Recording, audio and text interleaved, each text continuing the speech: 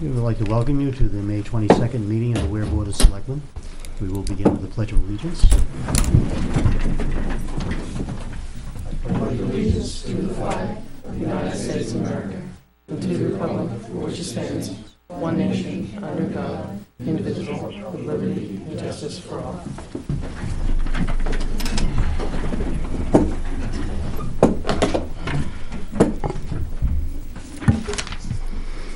I'm sorry to keep you waiting so long, people who came early. We had three things that we did in non-public.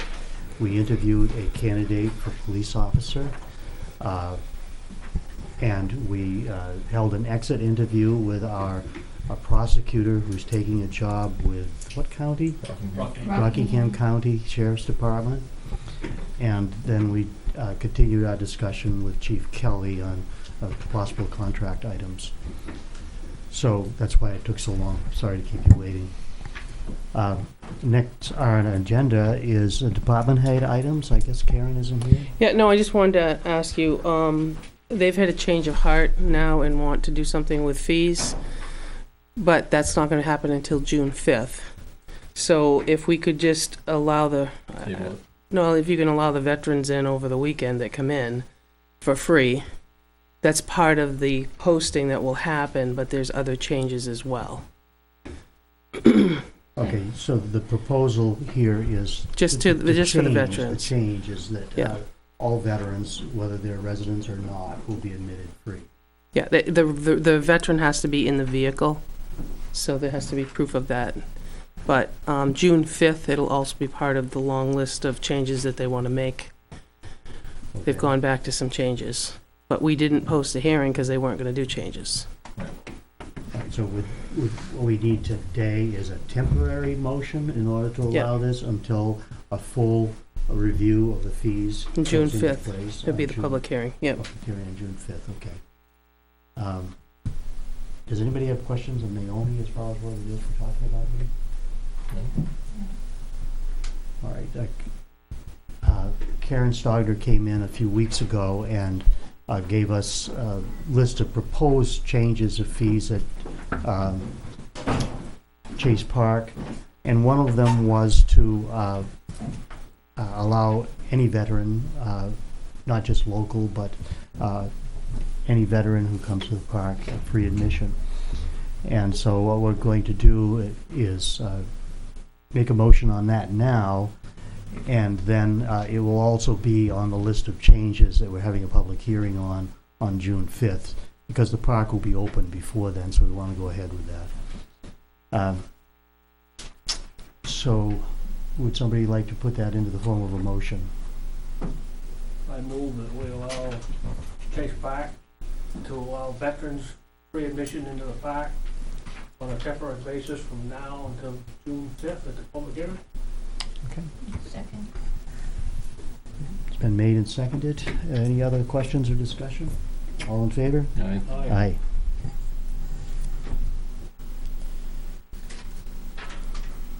All set on that? I am, thank you.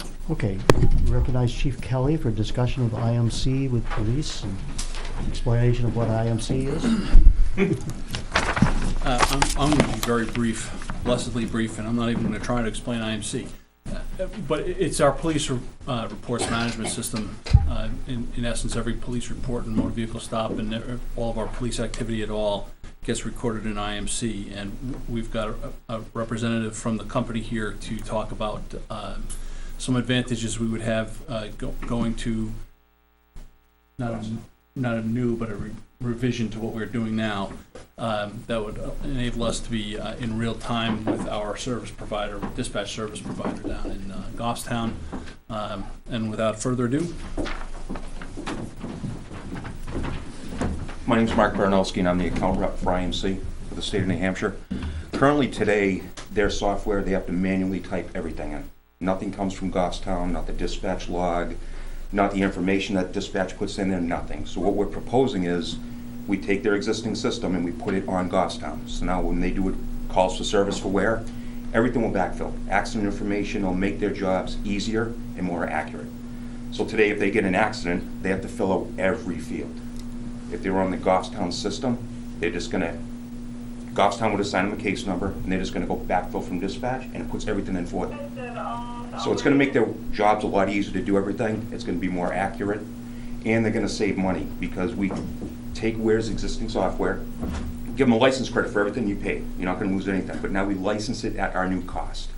So the town's savings, I believe, is $3,000 that you're gonna save in maintenance per year by going to this consolidated system. There is some cash outlay, I'm not gonna lie, it's in the quote, for some additional software that gives them more functionality, but for less money than what you're paying. And the only reason why it is cheaper is because IMC has changed their pricing model, so you're covered under that. Now, can it change? Absolutely. But right now, that quote's good for 6 months. And that's the short version of it, but everything that they own, they'll be able to do everything out in the field. They don't have to go into the station. You have to go in the station to do a few things like book in a prisoner, do his mug shot, schedule a court date, but they can do a full accident report in the field, citations in the field, incident reports. They'll be out in the public, not at the station typing all the time.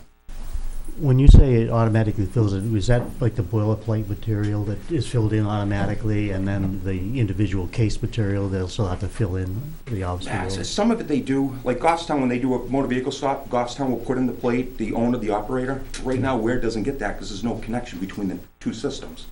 Now it'll already be there.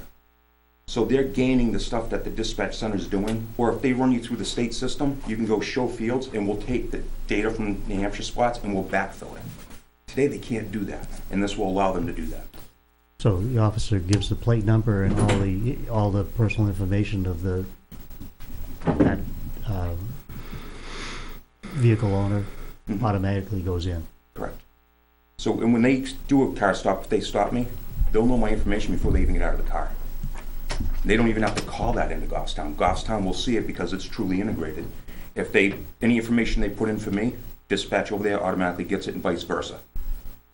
So we'll also keep down radio traffic as well. And they won't have to call in for accurate information on the dispatch log. Any stats at the end of the year, chief can get it daily, weekly, monthly without calling Goffstown, because it's truly tied together. And they still maintain their own records, their security rights, and the integrity of the software. It's just going to be in a different building. Now, how does it balance out the new software expense balance out with the yearly savings of about $3,000 in, I don't know, labor intensity or whatever it is? Well, for example, the record system when Weare bought it way back in the day, you probably paid $10,000, $20,000. Well, now we license it client server, so you're paying $1,000 per records, so it brings the maintenance down. Imaging used to cost $5,000. Now in this proposal, I believe it's $1,250, but you get a full credit, so your maintenance went from $900 down to $170. So that's where all the savings is coming in, and the only two pieces that they're buying has to do with our mobile network. Everybody needs to have their own little plugs on the Goffstown system. That was $2,000, and pervasive is the database system. We can't transfer that. That's beyond our control. It's third-party software. So they have to get a user account increase license to put on the Goffstown server. So do you or a member of the department have a bottom line price on this for us? Yes, and I'll let Sergeant Frisbee speak to that. Yeah. So the upfront cost will be $8,914.74, but the annual maintenance fee will go from $8,800 a year, which we paid January 1st of this year. It'll go down to $5,633.75, which is a savings of $3,166.25 a year. So the upfront cost is approximately $9,000, a little bit less, but then we're saving $3,200 in the manual maintenance fee a year. So in year 3 is when we'll start seeing the savings. But like Mark said, it's going to allow us in the field to be more counterintuitive. Like right now, we have a 2-vehicle accident in East Weare. The officer's sitting there waiting for the tow truck. With this live system, they'll be able to pull the accident report while they're waiting in the cruiser. Everything's going to get backfilled from Goffstown Dispatch or from when the officer put it in to the MDT, the mobile data terminal, the Tough Books. And they'll be able to sit there and finish the accident report, push enter, and it'll automatically get sent to the state, rather than now that officer has to clear that accident, go back to the PD, pull the accident at the PD, put in everything, print it out, put it in a sergeant's box, have us approve it, and have it sent to the state through the mail. So it's basically taking an accident, instead of turning that accident to 3 hours, it's condensing it into an hour or less, because they can sit there and finish the report right there in the field. Same thing with OFs, reports that we're pulling, they can do it in the field. Right now, we can't do that. So instead of being visually seen out on the roadway, doing the report, we have to go back to the PD, pull the report, do the report, backfill everything. So essentially, without this upgrade, the tough books are going to be worthless. We won't really be able to use them in the cars. It sounds like there's another advantage here, There's multiple advantages. and that is time on patrol. Absolutely. It's going to cut down our time tremendously, and I would say in half. Time that you need to spend in the office where Right. you could be out on patrol. Exactly. And airtime, too. If I go into Bolton Field and I'm doing direct patrol, instead of calling over the air and letting the whole town know where I am, for officer safety reasons, I can hit a button, pull the drop screen and say I'm at Bolton Field on a business check. It goes not only out to Goffstown Dispatch, but it'll go out to every other car, so every other officer knows where I am, and then I, as a sergeant, can be in my office, and I'll pop up on my screen as well, showing me where the officer is and what he's doing. So from a management standpoint, Ricky, I know you know how the radios are. Half the time I can't hear, where my guys are. I have no idea what they're doing, so I either have to call them, call the officer, say, hey, where are you? I didn't hear it. Or call dispatch, say, I have no idea where you are. I couldn't hear you over the radio. Now it's going to be over the computer. It'll pop up, see exactly what they're doing and where they are. What is the link between Goffstown and the car?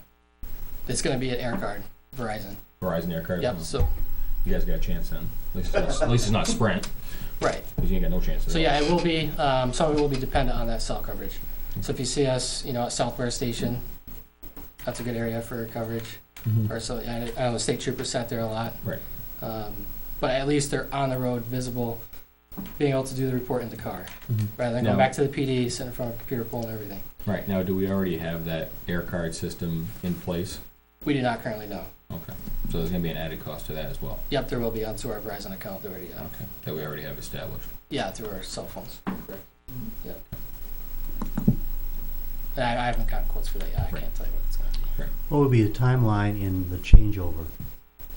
Aiming for July 1st. Yeah, if they get a license credit for the maintenance you already paid, and Sergeant already has the breakdown per month, it's like $700 per month. $733. Yeah, so the target date's to go live July 1st of this year, so you get that credit. That's why the cost isn't the full, the proposal, I think, says 12,000, but with that license credit, it's down. That's how we get it down to 8, because you get that leftover maintenance that you already paid us. And July 1st is a doable date. It shouldn't take us more than 30 days to get it cut over with IT, our company installing it over to Goffstown, them doing their work that they have to do. That's what I'd like to do for a go-live date. If not, then if it's August 1st, the cost goes up $700 more from the bottom line price. Now, you've kind of been heading the whole upfit process for the cars, the new cars, correct? Correct. Now, while they have all the interior fully, are they gonna put that MDT antenna in and put it in the... That's included in that quote. Okay, I just wanna make sure that Yeah. there's going to be something we're gonna do afterwards. No, it's already, Okay. the car's gonna be ready to go. It's really this maintenance piece. Well, I just that's- wanna make sure that we're not gonna get the No, car and go, oh, by the way, No, we there's gotta turn nothing. around and send it back. We already had it in the price. Right. I figured we were kind of forecasting that, but I just wanted to make sure. Yeah, no, those cars will come with everything that we'll need for the next 20 years. Hopefully. You're gonna hold on to the car 20 years? No. Okay, good. Just so you guys know, I mean, we've done this all of Stratford County. There's only one system like we're proposing, with the exception of Rochester. I'm gonna say 75% of Rockingham County, one system just like this proposal. Merrimack County's in its infancy, getting ready to go. Grafton County has it. So we've been doing this consolidation a lot in the state. So this just makes it so they can get their job done faster. Dan, do you have any questions? No. John? Yeah, where's the money coming from?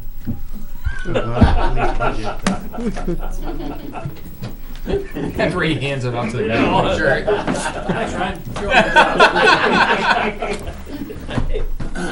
Ryan. Well, frankly, we're gonna have to take it out of the cruiser maintenance.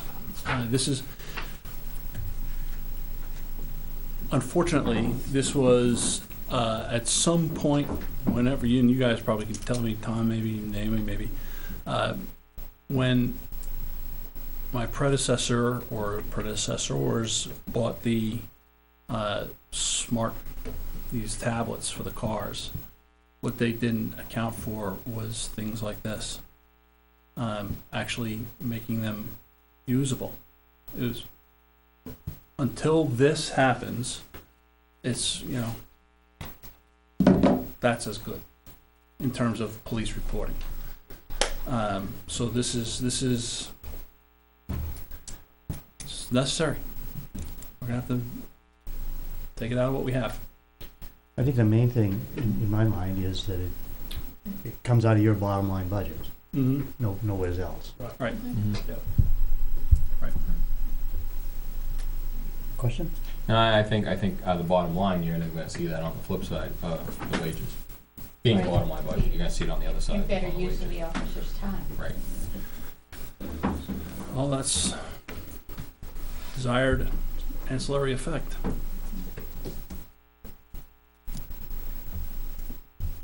Now, don't get me wrong, but if you're taking that out of your own budget, I think that this presentation is more informational. I don't know as you need a motion here.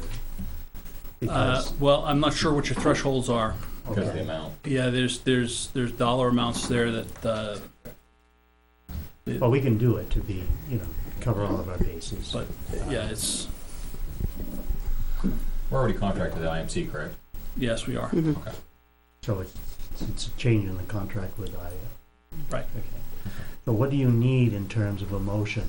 If we make a motion for this, you have a specific, The exact number. Brian says we can do a specific dollar amount for this Right. upfront cost? that. Right. I have a question now. Is this for a year or is it for 6? It's always recurring. It recurs every year. Okay. Every year. What was our term month before, month to month? Was it January to January, or was it? Correct, yes, your maintenance went January. Okay. But the So software, where we're starting halfway into this now, I just wanna make sure that. That's where he's talking about the credit. Yeah, now and it's in the wording of the quote, now the new maintenance will be, if the target date is July 1, the maintenance is gonna go July to July. Okay. but there's an upfront software cost, you said, or is that Yes, sir. calculated in? That is all calculated in this bottom line price. So our credits are in that price and the. Yes. The only credit I can't put on that proposal is what's left for maintenance. But you just take what you paid for the year, divide by 12, and leftover months. So that's why I said July 1st is 6 months payment. Right. Okay. So that's how we're getting to the bottom line of $8,914.74. If we do the July 1st date, that's what it's contingent on, is the go live for us. So if they drag it out and it goes a little longer into August, then the cost is gonna be just over $9,000. So that's why I wanna try to hit that date. Now you've all looked into the software that's current on the tablets, and it's supportive of the IMC system.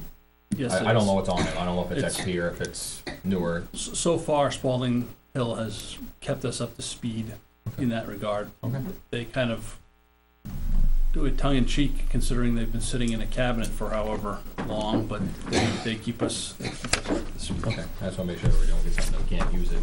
Yep. So is IMC the system or the company or both? It's the software platform.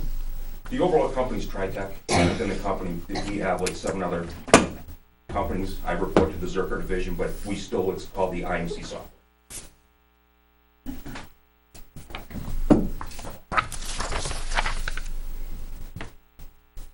Any questions?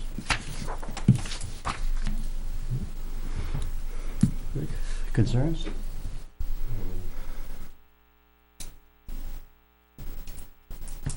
Okay, you got a figure?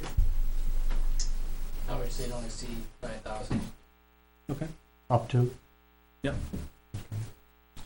So we need a motion for approval of the upgrade of this IMC software and costs associated with it for up to 9,000. It's a motion, okay? Somebody second it. Like I say, it sounded like you made it. Just saying. Did you second it? No, I have not.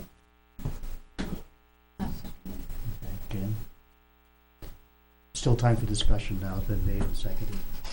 Questions? Comments? All in favor? Aye. Aye.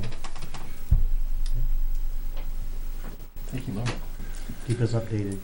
Please. Yeah, this is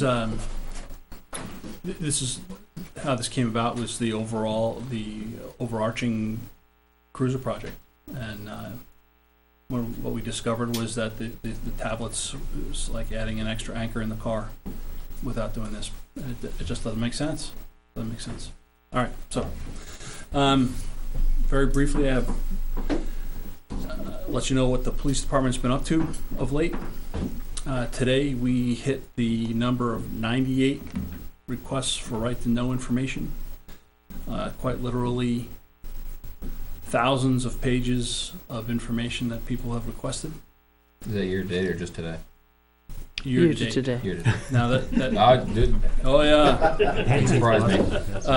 Now, what does that mean? Talking to my peers, I've asked them what's their experience, and I had one chief that in the last 10 years, he says, I'll tell you, I've done 5 just to be on the safe side because I don't want to shortchange it in 10 years. I have another chief that in the 12 years that he was chief before he retired, did 1 in 12 years. And, compared to 98 so far this year, this has been a incredibly labor-intensive effort. This can't be done without the incredible work that Emily has done on our behalf. Emily Duffinas, our secretary, she's been amazing collecting and tracking this information.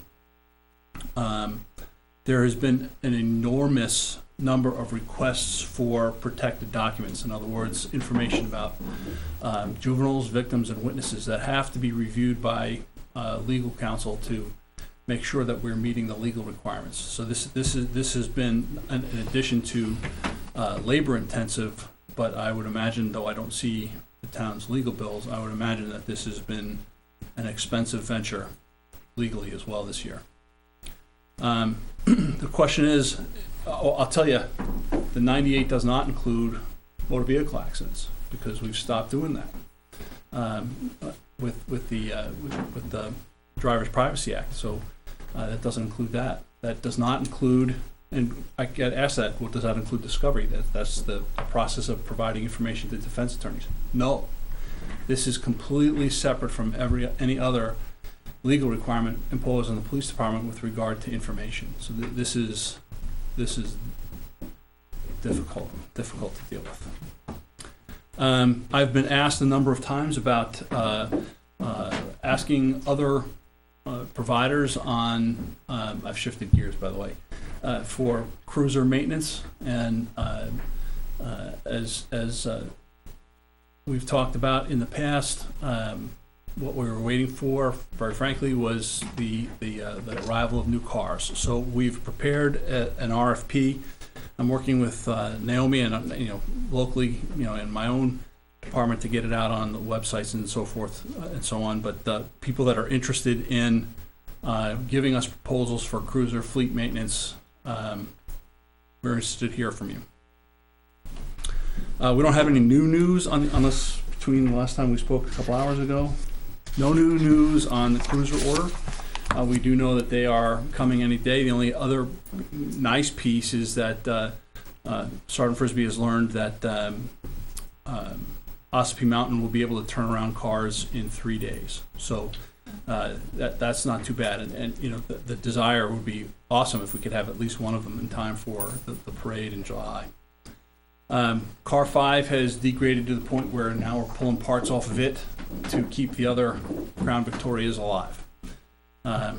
It's so bad that it's not worth us trying to save, particularly since it only potentially has a few weeks of life left for us anyway, so we might as well pull the parts off it. We need to keep the other ones running. We have a prosecutor selection process. You alluded to the exit interview with Attorney Gatsoulis.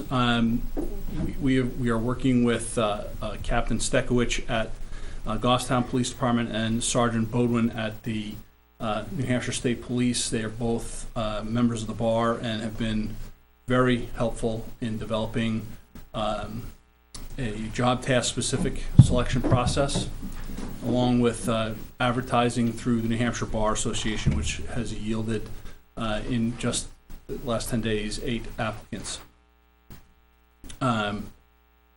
You've heard from IMC. Jake Hatch will be leaving for military leave mid-June, and he will not be returning to us until mid-September. Sergeant Montplaisir is still on military leave. He will not return and be on duty till the first week of August-ish. And then, as you know from earlier, we have a police officer who's going to be sworn in on Monday, June 19th. That's all the news that's fit to print. At one point in the last few weeks, when we were talking, I believe it was at the board level here, about the search process, and somebody suggested you're working through NHTI as well as Great Bay, and were you able to follow through on that? Tom, it doesn't sound familiar. So I guess the answer is no. Okay, I thought that you said somebody had suggested, why not? Oh, you know what? You're absolutely right. You're absolutely right. If And I no, I remember have not. correctly. No, I have not. I'll write that down again. NHTI I mean, they have criminal justice program. programs there. It might even be possible to I'll reach out to him. speak to some of the classes. Yep. Get it done. Anything else? That's for you. Thank you very much.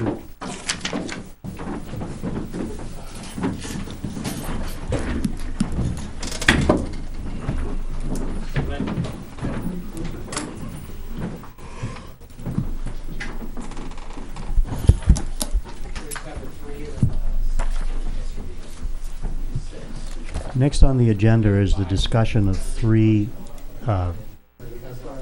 committees. We had a noise ordinance committee that was working on drafting a noise ordinance. He's still A firing range feasibility subcommittees, I should say. And then in the past, up until a number of years ago, there was a building committee. We want to revisit that subject tonight. Now, what I would like, we have a couple of people here who sat on these committees, and so I'm going to open it up so they're allowed to speak during our discussion. And we'll start with them in order, and that is the Noise Ordinance Subcommittee. And Greg, you were a member of that, correct? Is there anything you'd like to share with us? You just would like me to translate the stats that I gave you. Naomi, did you get that one I gave Beth the other day? Yep. You want to try that one? Yeah, This one here. Yeah. Okay. at the, I'll just get it back. It's the only one I have. No, I gave him one, so I was gonna steal that one back. Oh, I sorry. copied mine. I won't let my original out of my sight. this was taken at the March voting? Is that Yeah, what- no, November, November, the big one with 6,000 people voted. Okay, so in the November election, the people from the Noise Ordinance Committee, Subcommittee, set up a table They need out to in the put some- hall so that people, as they were entering, but before they went in to vote, could respond to a survey. You take it from there. Okay, what we did is, the committee, we sat down and we tried to devise a way to come up with a survey that would be real quick for the people to do. And what we came up with, we listed, well, Weare Center, North Weare, Riverdale, East Weare, Horace Lake, South Weare, kind of thing. And it was, all they had to do was circle what the appropriate, the neighborhood they lived in. Then we went on and had, yes, do you have a noise ordinance in your area? There was 115 said yes, there was 170 that said no. The total was 185 people out of 6,000 people that voted. That's a small percentage. So what was the question again? Is there a need for a noise ordinance? Right, in do you your- feel there's a noise problem in your area? Okay. Okay, there was 115 yes out of 285, and 170 no out of 285. Okay, then what we broke it down into categories: construction, explosives, fireworks, other. Daniels Lake was up there, and then loud cars and trucks, loud music, shooting, and Clinton Grove was another area. So different kinds of noise issues, and of the 285 people that responded, there were 13 were worried about construction trucks and logging trucks, etc. Explosives was a big one. There was 40 of them, and that's the Tannerite and the loud parties at Lakeshore Village, because that was in Lakeshore. Fireworks was 38. Other was 5. I don't remember, that was scattering. And loud trucks and cars was 49. And parties and loud music was 15. Shooting was only 52. And it was, Clinton Grove and Daniels Lake we added on at the end of this. This is the original, a copy of the original. I got the original at home. So if you kind of analyze the data here, there's 2 hot spots, Lakeshore or Horace Lake and Daniels Lake, okay? And it's most of it is the loud parties at Lakeshore. They're doing weddings on the weekends from April to October or whatever, and they get carried away and a few drinks and so forth and so on, and they get kind of loud at night. Everybody does that at a wedding, right? But it seems like it's every weekend. They're doing it as a business, and the neighbors across the, well, if you know, that's on like a cove kind of thing where the Lakeshore Village is actually, but across the lake there's some camps over there, and it just goes across. I grew up on the lake, so I know that it echoes from one end, because you're in a valley usually, and it echoes, and everybody can hear it. Okay. The other one that had a high number was down in Daniels Lake. And to me, my opinion, having been a police officer here for 6 years and 16 altogether, lake down in Daniels Lake that's so densely populated, shooting down there should be just non-existent. There isn't, the law says you have to be 300 feet from a dwelling use. That's the state statute and also a fish and game statute, regulation of statute.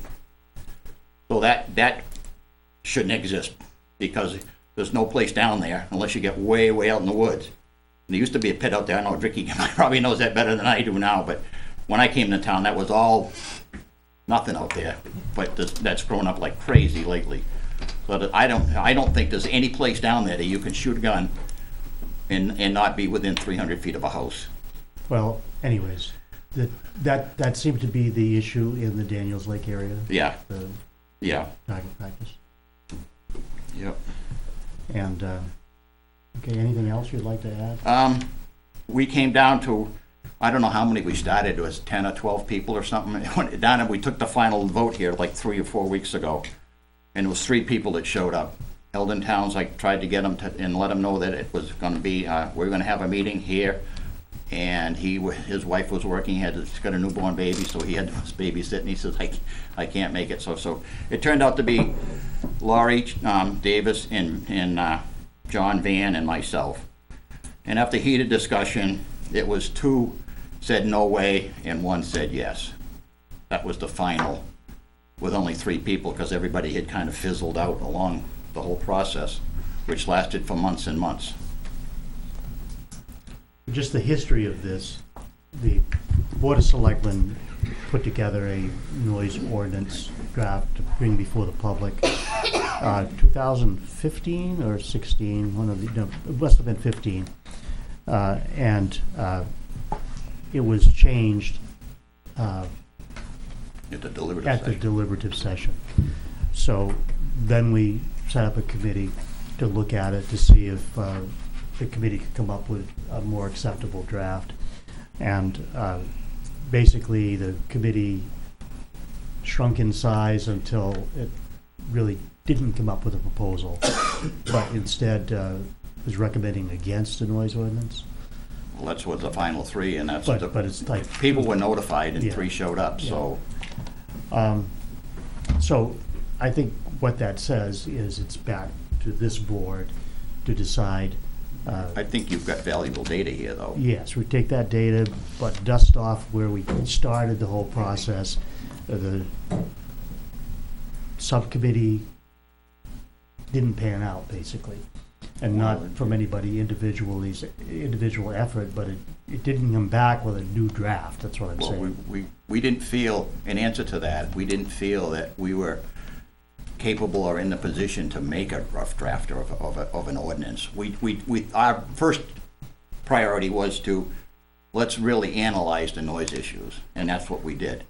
And based on that, we came down to a 2-to-1 vote that we don't feel we need one, and based on, there's 2 areas that are hotspots, if you will, that could be dealt with individually and not punish everybody in town. That was basically the way we felt.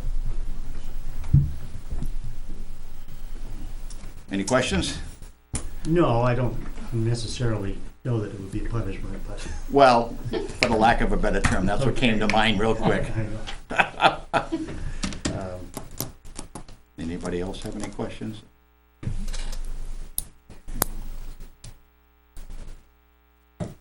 I think we're all set, except for that now it is back to the board. I don't know if we have to make a final decision on where to proceed on this tonight. It is back to us. Anybody on the board want to comment on it tonight, or do you want to bring it back and put it on the agenda at a separate time? Bring it back when Jack's here. Yeah, Full board. also, we should pull out our draft that we had before and see, based on what this committee has told us, what was in that draft that might work and might not work. And basically, we release the committee from the task. If that's okay with everybody. With appreciation. Thank you for. You're welcome.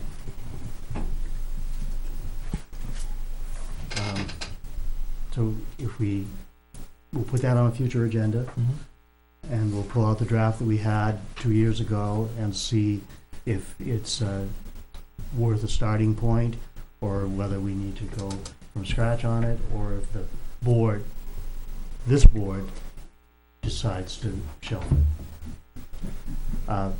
Next, firing range feasibility committee, and Gary, I think you wanted to speak to this issue because you were on that committee.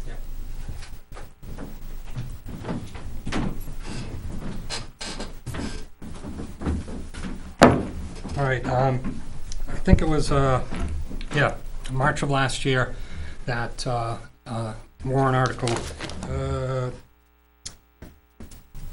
35 was the one where it says, shall the town establish a feasibility study committee for the purpose of making safety and operational improvements to the town's firing range located behind the transfer station. The committee shall develop a plan and cost of the project.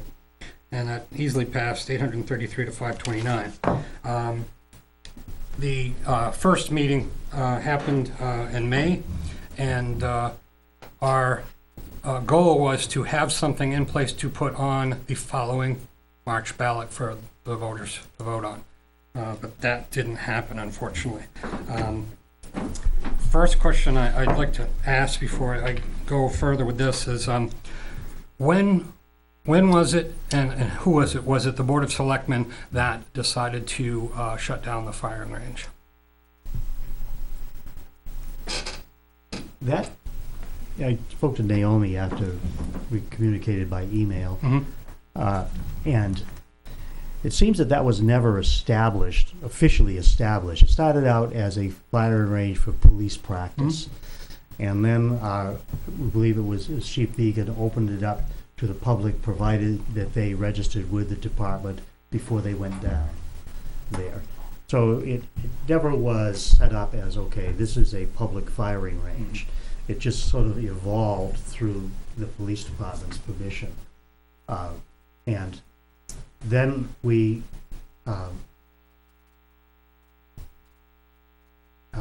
was never a town vote, that's what I'm saying on this, I one way or remember the other. before Chief Beacon, though. It was long before that, because it was, Rigging? Okay, I yeah. didn't, Naomi thought it was Yeah, deep. well, You know, I've been in town for 13 years, which isn't very long, and it's been like that for the 13 years I've been here. So from what I've been told other people, it goes back well before that. It would have been in the early 2000s, because I built it. I'm the one that put all the sand and tires in there through the highway department. I started in 2001. It had to be different because We had a pile of sand down there. That's all we had for a backstop. but the firing range was And there. then we put the tires in. That would have been, the original one would have been In the early 80s. mid-80s. Yeah, It was a way to get rid of Really? thousands of tires. yeah, it was. Yeah, all we I did know, was, it was all we the did early was 80s. all we did, I just spent 3 or 4 days down there piling sand up, that's all we did. Okay. But you did, it sounds like you say it really, nobody made a specific decision to do so, but it had to have started somewhere, correct? You know, you're going back before my seat on this board. Oh, no, I'm not talking about that, the establishment of it, meaning allowing the towns, taxpayers to utilize it, but I mean recently, the shutting down of it. Yeah, I thought there was something, Naomi, that, There was some vandalism down there. Well, that I knew That's of, what. but that's a criminal matter for the police department. there were people who were locked in on occasion because they were down there, nobody knew they were down there, and the gates were closed and locked, and they had to go get them out. Also, I think there was some issues as far as our insurer. Is that the case or not? I mean, I've always said this without reciting anything that's in it, not information. I mean, I didn't know we were gonna get that deep into conversation tonight, because I didn't know. You know, all of you said pretty much what everybody thinks. We did have it looked at, but I don't exactly recall. I mean, we've discussed this and it's been brought up under other public comment that there's a report. There isn't a report. I know they came and looked at it. I guess, I mean, I can look for emails, but I don't know exactly the time frame. I know Tim was here, Sean was here, I was here. So, I mean, it's not that far away, but I'm just saying. I don't have the date off the top of my head, nor. And I'm not disputing Yeah, no, I the get good that. reasons. Sure. I mean, I've seen plenty of firing ranges, and, you know, there's definitely some improvements to be made there. But we all know, unless we can do those improvements without any cost to the taxpayers, it's never gonna get reopened to the townspeople. I mean, it took the DPW how many years asking over and over again for a new building? Nobody's gonna want money spent on a firing range. But just to bring up to speed with the committee, the first meeting was on May 24th of last year, and now, 9 townspeople attended. Keith LaCastle was elected chair for these meetings, as well as keeping the minutes. Several matters are discussed, and certain people on the committee were asked to research certain aspects and bring that information to share on the next scheduled meeting, which was June 10th, 2016. That meeting was canceled and not rescheduled without any email or phone message to anybody on the committee, ending with a few people showing up that evening and finding the town hall doors locked. We hung out in the parking lot for about 30 minutes hoping somebody was just late, but that never happened. I left a voice message for Keith and sent 3 emails asking, you know, what happened with that. And I didn't get a response from him until July 21st, which was a month and a half after the meeting. So that was not a good start for the committee. Then the next meeting was scheduled on September 19th for Thursday, October 6th, 2016. And once again, the meeting was canceled with no notice to committee members, leaving a few people, once again, standing in the parking lot, wondering what was going on. I know I got pretty angry at that point, and I emailed Keith saying, you know, to please remove me from the range committee, because I've made adjustments to my schedule to make these meetings, and there were no shows. And the fact that we'd only had 1 meeting up to that point in 7 months, I know there wasn't a deadline per se in the original warrant article saying we needed to present something the following March, but we're also not talking about, you know, building a bridge or something like that. So I didn't feel it was something that could really take long. I think what would have taken the most amount of time is to find a way to do it with little or no cost at all to the town. But he emailed me 2 days later, and he apologized and asked me to stick things out. The next meeting was apparently on November 22nd. I had no notification of this meeting, hence I was not given the opportunity to attend such meeting, but found out about it after seeing the minutes in the town website. Those minutes also show the next meeting would be on December 16th, 2016. That meeting never happened, nor did any other range committee meeting happen since November 22nd of 2016. So this thing it started well with 9 people at the first meeting, 4 showed up to that one in November, and the same problem this gentleman said about his committee, it seems to dissolve for whatever reason, and it just fell apart. So there's nothing to give you an update on.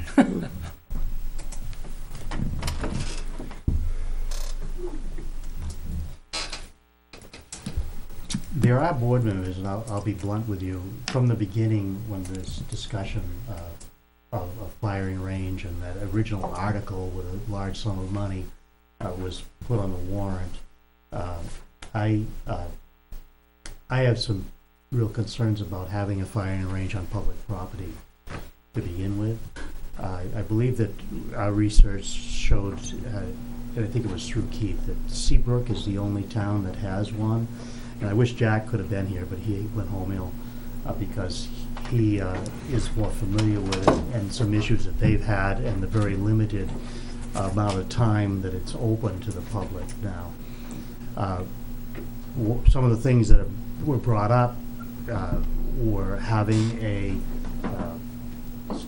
having supervision there and not having people just without a range officer on board. What kind of liabilities is the town facing? So I, to put it bluntly, have been against a public firing range on public property myself. And I don't know how other board members, I do know that Jack is not in favor of that. I wish he could speak for himself, but I did ask him about it, and he sees issues with it. I don't know how other board members feel, but I just let them speak for themselves. I mean, I was against it initially as well, and for the fact of the liability reason. Out to the town, I mean, without some serious supervision. That, again, who would dictate the supervision, and there's a lot of elements there. I understand, you go to any commercial firing range, and there are those people there, watching and shutting down from everybody shooting if there's, a situation that needs to be taken care of, and then allows them to go back to it. The irony with this one, I personally felt it just needed a little bit tweaking on the way they had it set up. You had to fill out a form at the police station and turn that in, and anytime you wanted to use it, you had to call in and ask for range time so they would know who was down there. Even before it all came to this, when it was still open, I sat down with, I'm trying to remember the officer's name. He hasn't been with us for a while. Was it NATO? Yes. He had some great ideas for making improvements to the range that wouldn't necessarily require, a range officer per se. If the standards were higher on whatever form would need to be filled out, to know that the people that would be allowed to go down there, they've taken a hunter's, safety course, they've been taking a shooting, they've gone somewhere and got some certification in at least basic, safety, if not further. Obviously, anybody from the military, there's no concern there, or even, police officers from other towns. It just seemed that, tweaking what was already in place would take care of those liability issues. I obviously can't speak for, the insurance situation.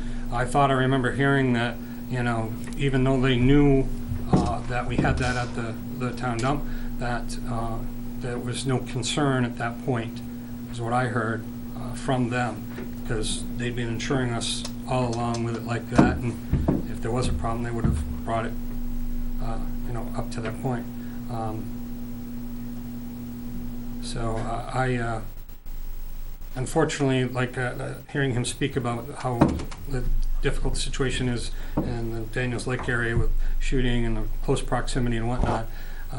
I know how that feels because I live in Holly Hill, and with cluster housing, state RSA says I can't set one up in my yard, and I understand this house is all around me. I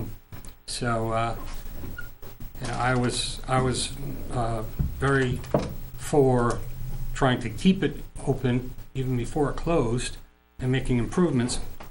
Officer Nato actually knew several people who worked for, I don't know if it was FBI or he just knew some other law enforcements that, could possibly bring in government money to pay for the improvements there.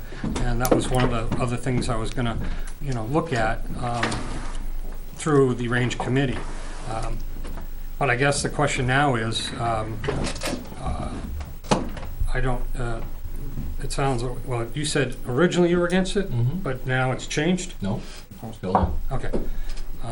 So you're talking 3 of 5 members of the board that are against it, so if there's a vote, at this moment, it doesn't move forward. My question to you is,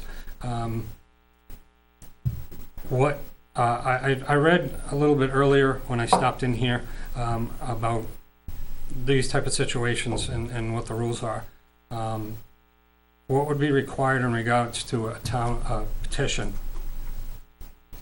With 25 signatures? That's what I read, but I Yeah. yeah. For a petition article, Yeah. you're 25 signatures. And then, supporting it at the deliberative session. Mhm. And turning it over to voters, you'd want it to be pretty specific as far as spending and so forth, that there is a cost associated Yeah. with it. The last question I have is, I'm assuming in this case that the Board of Selectmen has the power. Obviously, I know nobody technically shut it down, but somebody must have made the decision. I'm assuming it's within the powers of the Board of Selectmen to, if it was still open today, for you guys to shut it down without a vote from the public. Is that correct? It doesn't appear that there was ever any establishment of it. It just kind of came to be over time. So if it was something that was established through a town vote, then this board wouldn't have a right to end that. But it doesn't appear that that's what happened. It's just somebody started setting up the equipment, and the police used it, and then it was open to the public. And so the answer to your question is yes, we'd have that right. John, you said you helped build it. I don't want to leave you out of the discussion. It was originally built for the police officers in town to do their certification shooting. That was the original intent of it, and then when Rigney came in, he expanded it with the tires for the exact same purpose. And I was transfer station supervisor for 10 years down there, and I'm telling you that I would be dead set against it. Well, And I hunt, I fish, I do it all, but when I got, I've had, there are times come in there on a Saturday, and it had to be a 50 caliber. He'd shoot off half a dozen rounds, scare everybody out of the transfer station. well, that's how the metal targets are broken. I had to go down and tell him, I said, you need to leave. But nobody ever came. I mean, we walked in, several people down there. We didn't know they were there. They never came in. And I just, no, I'm against it. Yeah, I understand that. Unfortunately, the setup was a little lax, and who was allowed to go down there. Half the time, honestly, there was people down there that never filled out the paperwork at the police station, never asked for range time. Because on more than one occasion, I went down there at my allotted range time and asked them to leave because, you know, this is my time. You know, you gotta go fill out some paperwork at the police. Oh, I never knew that. And so, yeah, there was plenty scary people shooting down there that had no business to be down there. But that's why I felt there was a way to weed, not 100% of it out, but a good chunk of it. So, you know, it could be made safer in regards to people getting locked in. Officer Nato talked about having a small pole with a range flag on it to know when somebody's down there. That was just Very busy. One of my concerns is, besides the possible insurance costs, putting that aside, just looking at it as a safety issue. You know, what you're saying is that there were people who registered at the police department, went down there for the allotted time and left, and others that were just drop-in shooters. And if you have that kind of a situation, and you don't know anything about, as you said, the training these people have had, the caution they use, and, you know, for 4 days out of the week, we have people coming to and from the transfer station. And when our former deputy department head for Public Works was here, he was concerned because there are also people from the department who go down there to do various things in that area. So you've got a busy area with town employees and citizens, and it just seems like it's not a good risk having the firearms there. Well, I understand the concern, but there was some other things talked about finding another spot within town. Of course, it would have to be on public land, but you had said a little earlier that you don't feel it should be on any town land at all. Is that correct? That's my feeling, but I'm one person, but definitely down there, it's too busy an area to have gunfire, in my opinion. The other thing, I think that there's a liability issue with it at any place, especially if you don't have a range officer there, because it can be anybody with a firearm dropping in, whether they've ever shot it before or not, whether they observe the types of safety issues that a person would observe if they're taking a hunter safety course. To me, it's a frightening situation to have it wide open like that. I mean, the irony of a range officer is more for those people who don't know how to handle a gun and never been taught to, because there's no requirement at any commercial range that you've taken a previous course.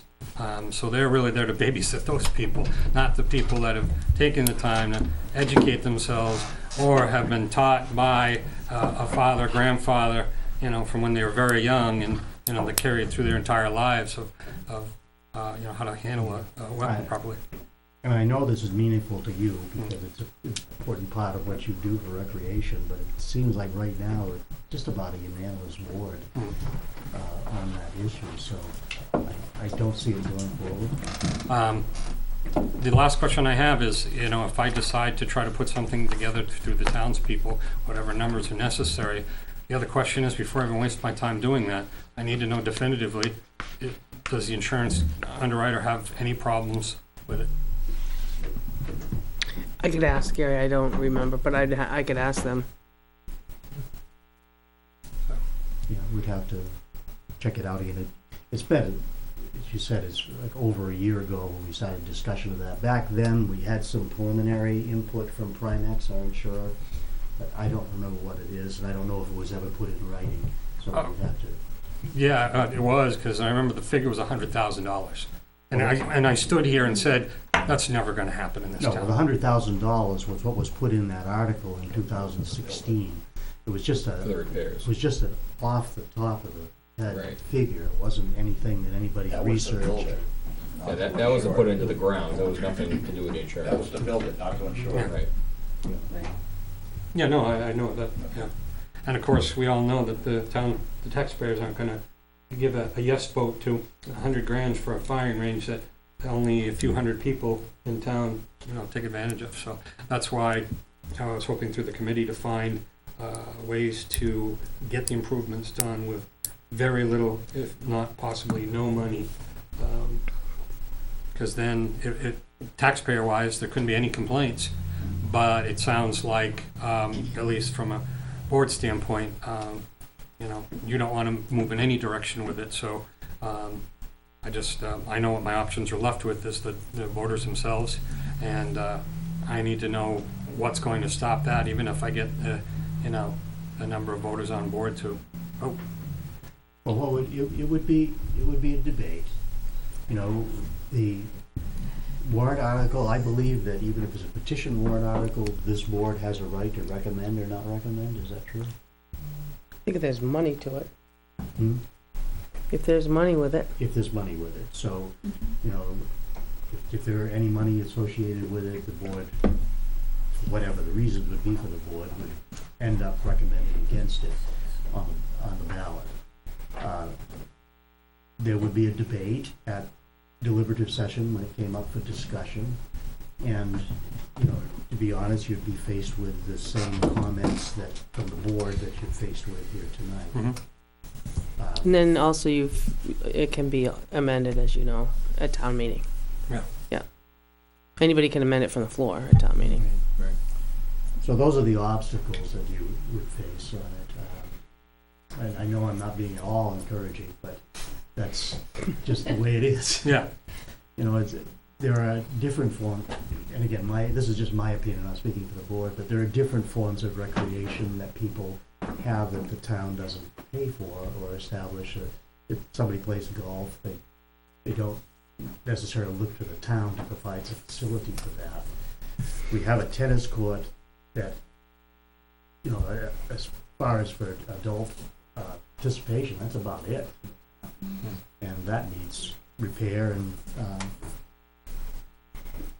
so people look elsewhere, in this case at private gun clubs and firing ranges. And that would be great if they weren't having huge waiting lists and you gotta wait for people to die off to get an opportunity to get into there. Is that the problem with the Goffstown? About fishing game and Yeah, the one in town, yeah, they've got a waiting list. Yeah. and the one in Dunbarton?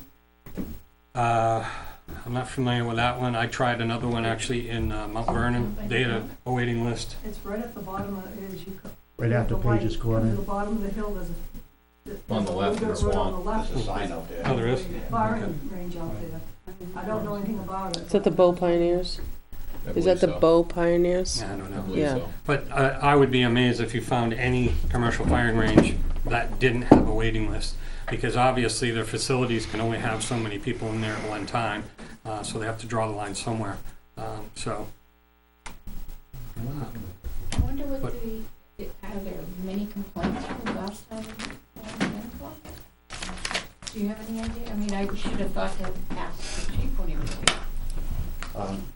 About noise or Yeah, about? noise, yeah, and shooting. Well, the only I mean, complaint you get is if you've been first time to Bolton Field and things light up, then it's a panic. mhm. For other communities to come here. Back when our kids were little, there were people like, what is that? You know what I mean? Is Yeah. it going to hurt anybody? There was a lot of questions asked, but it's really further down the road than the field. I mean, those are the ones that I heard. I haven't heard anything here, but just when we were down there. I'm sure they want to be good neighbors, but Sure. despite that, even if there were complaints, they're grandfathered by state law. So Mhm. there's nothing the police would be able to do, even if they went down No, there. I just didn't know if it was a problem Yeah. down in that area. I think you also you have to do the same thing. You sign out, you let them know. Yeah. They do have scheduled hunts or shoots or Yep. whatever. But it's really, I mean, my husband became a member after waiting 2 years, just last year. They let in like 60 people. So he had put his name down a long time ago, but there's a lot of rules and regulations. If you want to go use it, you don't just stop by, even though you're a member. So I guess my question to you, Naomi, is if you can provide me specifics from the insurance that, they're okay with the way it is, although they'd like to see certain things done, because obviously if they say they wouldn't underwrite it at this point, the only way they would have A, B, and C Okay. put into place. you know, I just need to know whether, you know, what's what, so I can decide to either give up on chasing a ghost or seeing if it can get done. Because where there's a will, there's a way. Yeah. There you go. Okay, I apologize for the experience on the committee. Oh, that wasn't your fault. Thank you. I got a little bit for that. Concerning that, Range, yeah.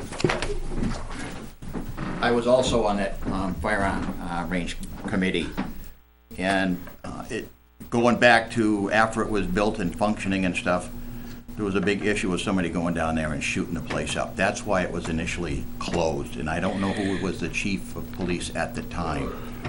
It was, I know, I was working with Officer,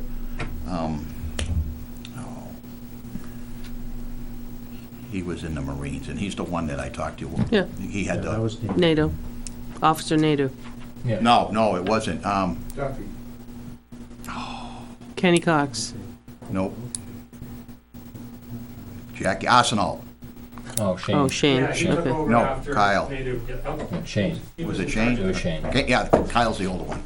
I worked with him, I volunteered, I said, I built one, John has built one, I built one many years ago. I was a member of a sportsman's club down in Groton, Mass. I was actually, worked my way up to a vice president. And I built a outdoor 100-yard rifle range for big bore rifles. And I know how to do it. John's kind of, the way he described building this one, kind of like what I did, 40 years ago. The thing that comes down is the liability was a big issue with the committee itself. That was an issue from the get-go. I think Jack was on that committee originally. I don't know how much he participated, but yeah, I believe he was on that from the get-go. And the biggest issue was obviously the liability. The second issue, even if John and I would have gone out and built one, okay, for no money, if with volunteer help, maybe the use of the excavator to pile sand higher and fill tires with sand and stuff. Who's gonna stop somebody on a Sunday when everything's closed and the gate's up from walking around and going there and shooting it up again? Even if it's built by volunteer people, never mind a dollar amount that they were looking for $100,000 to build it 2 years ago on the warrant article. So that's pretty much. And as far as the question about local clubs, I'm a member of Pioneer. I was years ago, and because I was working out of state a lot. I kind of let it lapse, and I get back in 2 or 3 years ago, but I didn't have to wait all that long. Pioneer is where?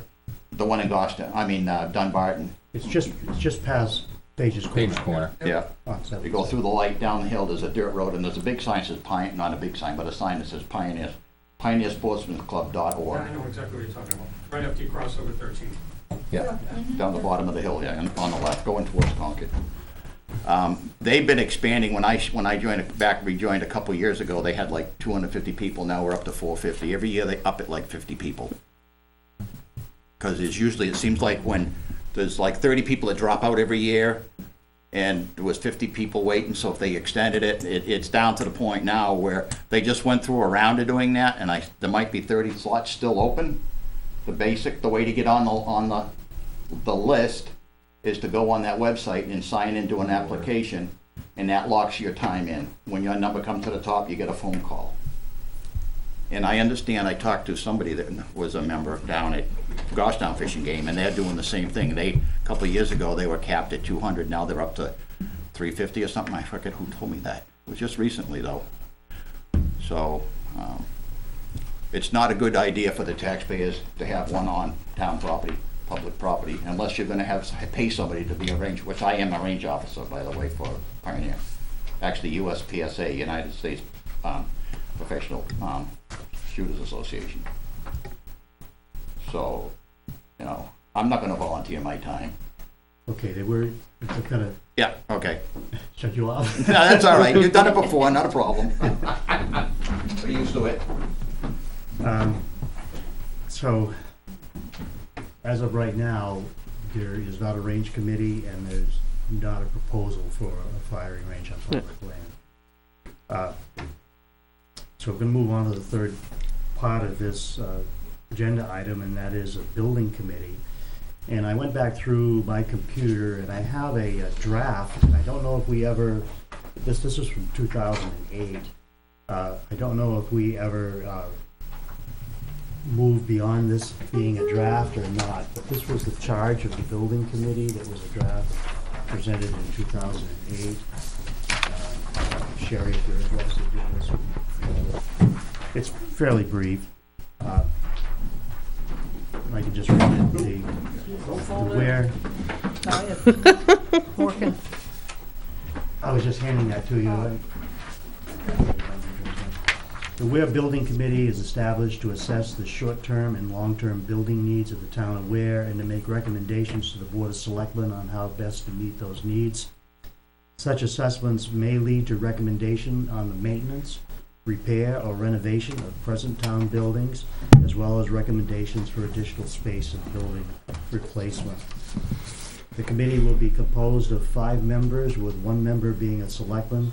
Whenever possible, the Board of Selectmen will seek members for the building committee who have expertise in the building industry. So that was the, but I don't know if we adopted it or if it was just a draft that we looked at. And perhaps if it went beyond the draft. I can look and see if I have anything in the 3-ring binder that I have, but, there was never 5 on it. I was there in 2007, I believe. There was myself, George Millette, Don Burke, and Joe Fiala. And Joe took all the minutes. And you know, it was a small group. I'd say that I was doing most of the research. I was going down, I was interviewing the people that was coming in to do the work. I ended up being clerk of the work for the Stone Building, the Town Hall in Clinton Grove. So I was pretty busy. Don Burke did assist me anytime I asked for help. In fact, he came up one day and we measured the skylight on the Stone Building so I could do the drawings for that, so I could have a custom-made skylight made for it. So he came up and helped me measure it, and then he came back and helped the contractors put the curb in. So The building committee was also instrumental in the window replacement in this building and the air conditioning in this building. yeah. And again, because it had, some level of expertise there, it helped a lot. I don't think we had another regular board representative after Joe Fiala. No, I don't believe so. In fact, when the Stone Building, I was just starting to do the research on the Stone Building. I think it was about that time Joe left because he started driving for UPS or FedEx or somebody. He started driving, so he wasn't at the meetings much. And then the only 2 people that were involved for quite a while was myself and Don Burke after that. And so. And what happened, because we weren't able to get members, we went to the concept of, well, we'll have a project-specific committee, and then that never evolved into anything. And I've continued working on this stuff since. I mean, we've just refinished and the whole interior of the Stone Building, and I did the same thing. I went out and made sure that I had good contractors to come in and bid. Naomi put it out to bid. So when we went through it, it ended up that the people that I had found actually were the people that came in at a decent price. So it worked out fine. I personally think you get a lot more done the smaller the board. You get 5 or 6 people, all you do is get a lot of opinions and nothing gets done. And if you don't do the research, you're not going to get the work done right. And personally, I've been just doing it and not complaining because I'd rather do it and have it done right.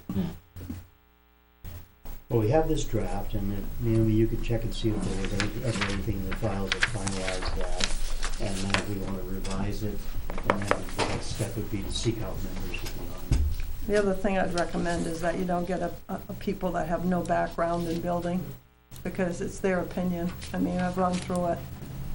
I had an argument with one of the selectmen that they wanted to put a plastic bubble on the Stone Building.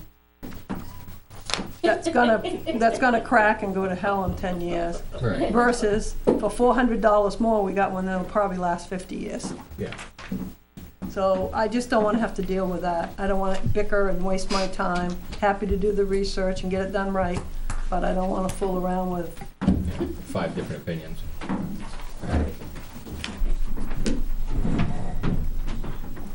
So, we'll, again, put that back on the agenda after we check on it. And, so I think where it stands on these 3 things, the noise ordinance, this board, I think, has a responsibility to look at it one more time, to see whether we want to proceed. The firing range committee is defunct, and I think we're just gonna let it rest. And the building committee will, look at this draft, see if it was ever finalized, and then decide whether we want to change it. And then if we do, and we want to adopt a building committee, then it's our job to find the membership for it. And we will appoint them so that it's a committee of this board, and they'll have minutes and whatever, so that we won't run into that again. Approval of the minutes from 15. I have some corrections to what was written down that when I was speaking, so can I speak up to that as you go through them? Sure. I had nothing on the first page. Anybody? No. Changes in full? I don't know where I end up there, but it's town and building discussion. Okay, I had, second page, under approval of skateboard park, I changed the wording a little bit, just to, it said after approval by the board, but we didn't approve it until that night, so it couldn't have been after approval by the board, so I just crossed that out and put, the MOU was then forwarded to Parks and Recreation. So I just crossed out after the approval of the board, and then capitalized the T and inserted the word then before forwarded. And then in the line it starts, Chairman Clough felt that an official motion should be made, then it can be sent over to the school board for their approval. It just was redundant, so I crossed out so that it is official, and then we made the motion on that. Starting in the next large paragraph, I made 3 changes. On the 4th line down, just a couple of little ones. Near the end of the 4th line, under town building discussion. Work is to be done prior to that happening. Because it says prior to can happen, which doesn't make sense, so I just changed the wording a little bit. Work to be done prior to that happening, crossing out can and having an ing. And then, when about 2/3 of the way in that paragraph, it says the spires should be constructed of, and I believe the spelling of that is A-Z-E-K. A-Z-E-K, not A-K. Anybody else have anything on? Yeah, Tom, I do on that page. Is that where it is? Okay. Yeah, the, 1, 2, 6 sentence down, facing the building, the left outside, wall. The plate's not plate is moving, so I don't believe it's attached to the sill. So we need to check that before it goes out to bid. And then the next, topic was. Could you just hold still? I haven't found your plate. Oh, facing the building. Yeah, The left outside door is moving, so not the door, the wall. The wall is moving, The wall is moving. not the door. I don't think the plate ever got screwed down to the, back down to the sill. And I haven't gone underneath, I don't even know where the access to that building is to get underneath it. Is it in the back where the furnace is? no, it's in the front. There's like a Utility room? fold-down staircase there, or a hatch. I think it's a hatch. I've been down You there. know, in the utility room, In right? the utility room, Yeah, right? you pull up the door and there's Up stairs. and down. Yeah, Yeah. because we had to set up heat down there when Yeah. the furnace went. Yeah, I wasn't sure, I'd never been down there. And be 'cause careful, they had because the I floor bumped my head on the open. way down, and I'm Oh, sure. wow. But I think we really need I to don't look know, at that.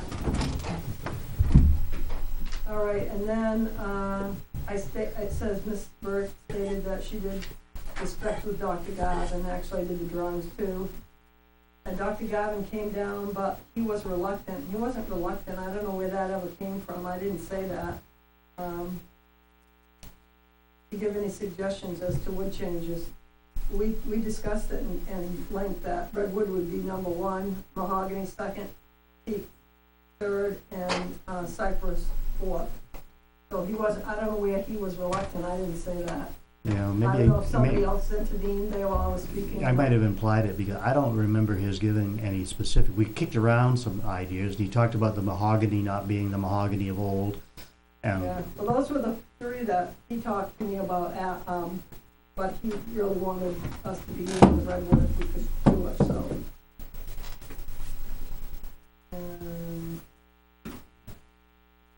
And then, when we get down, about the 20-ounce copper roof with three or four more sentences down, it lasts upwards of 100 years. The word guaranteed needs to come out, because nothing's guaranteed 100 years, I don't know where that came from, but As it can last. it can last upwards of 100 years. I mean, with acid rain, who knows where it's gonna be in 50 Right. years, if it'll go in 50 years, but it's gonna last longer than any A shingle. shingle. By far, yeah. And, the windows. Oh, and the other thing was, and it was my mistake, I read off the wrong, year. I should've been reading off 2015, down toward the bottom line, R13 for the face bats, and it should be R13 continuous rigid insulation. I had said 5.6, but I was reading off the line. So, I just wanna make sure you got the right stuff. That's a 2015 code for metal buildings. So I believe that that's right. Are we in the same paragraph as you were in? No, down at toward the bottom of that page. Oh, okay.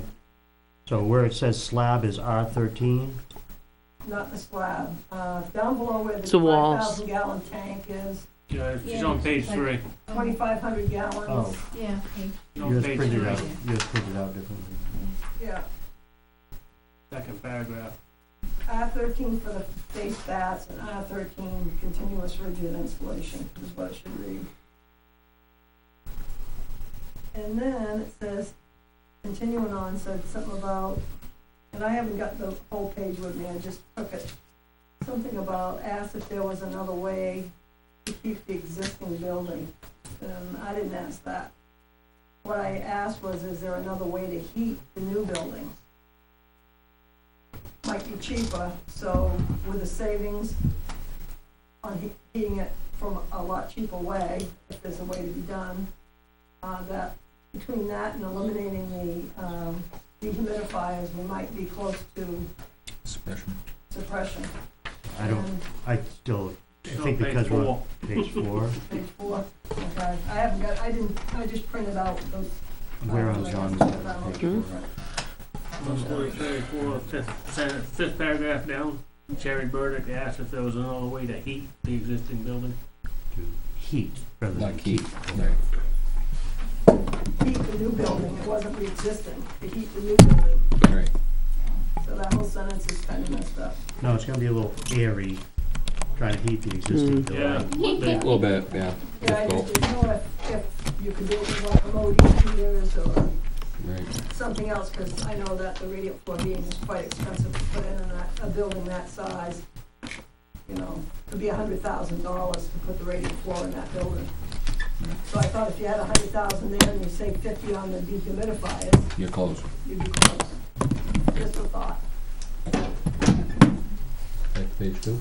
Okay, Yeah, back to page 2, I had everything except in the next to the last line, to run a dehumidifier, just inserted A before All right, middle of that paragraph where the town building discussions, Ms. Burke stated that MDF was not a appropriate, appropriated. Right.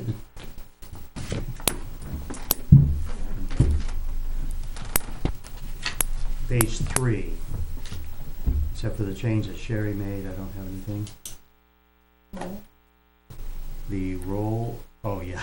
I've got a clerk that rolls around in this case. Oh, double L, no E? Right, yeah. R-O-L-E. Okay. Spell check didn't pick it up. It would, yeah. Anything else on that page?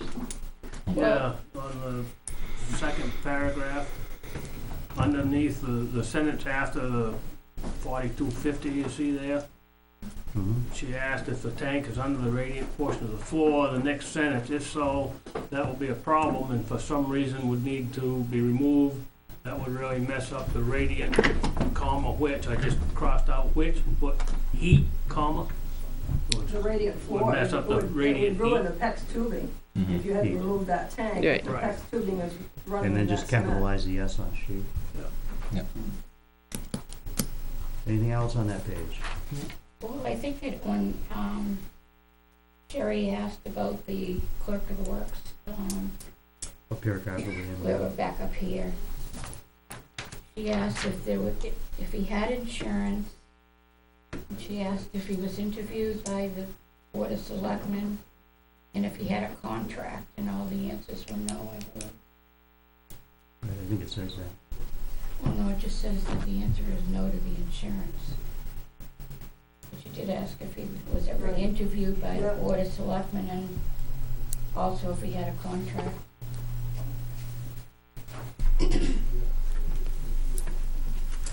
I wrote it down here. I don't know. Okay, pass that one.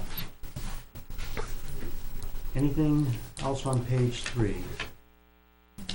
Page 4, I had a couple of little things. 1, 2, 3, 4 line down starts Lori Davis. Chaired the building committee. And then we already changed keep to heat and new building. Anything else on that page? Page 5, couple of things in the first paragraph.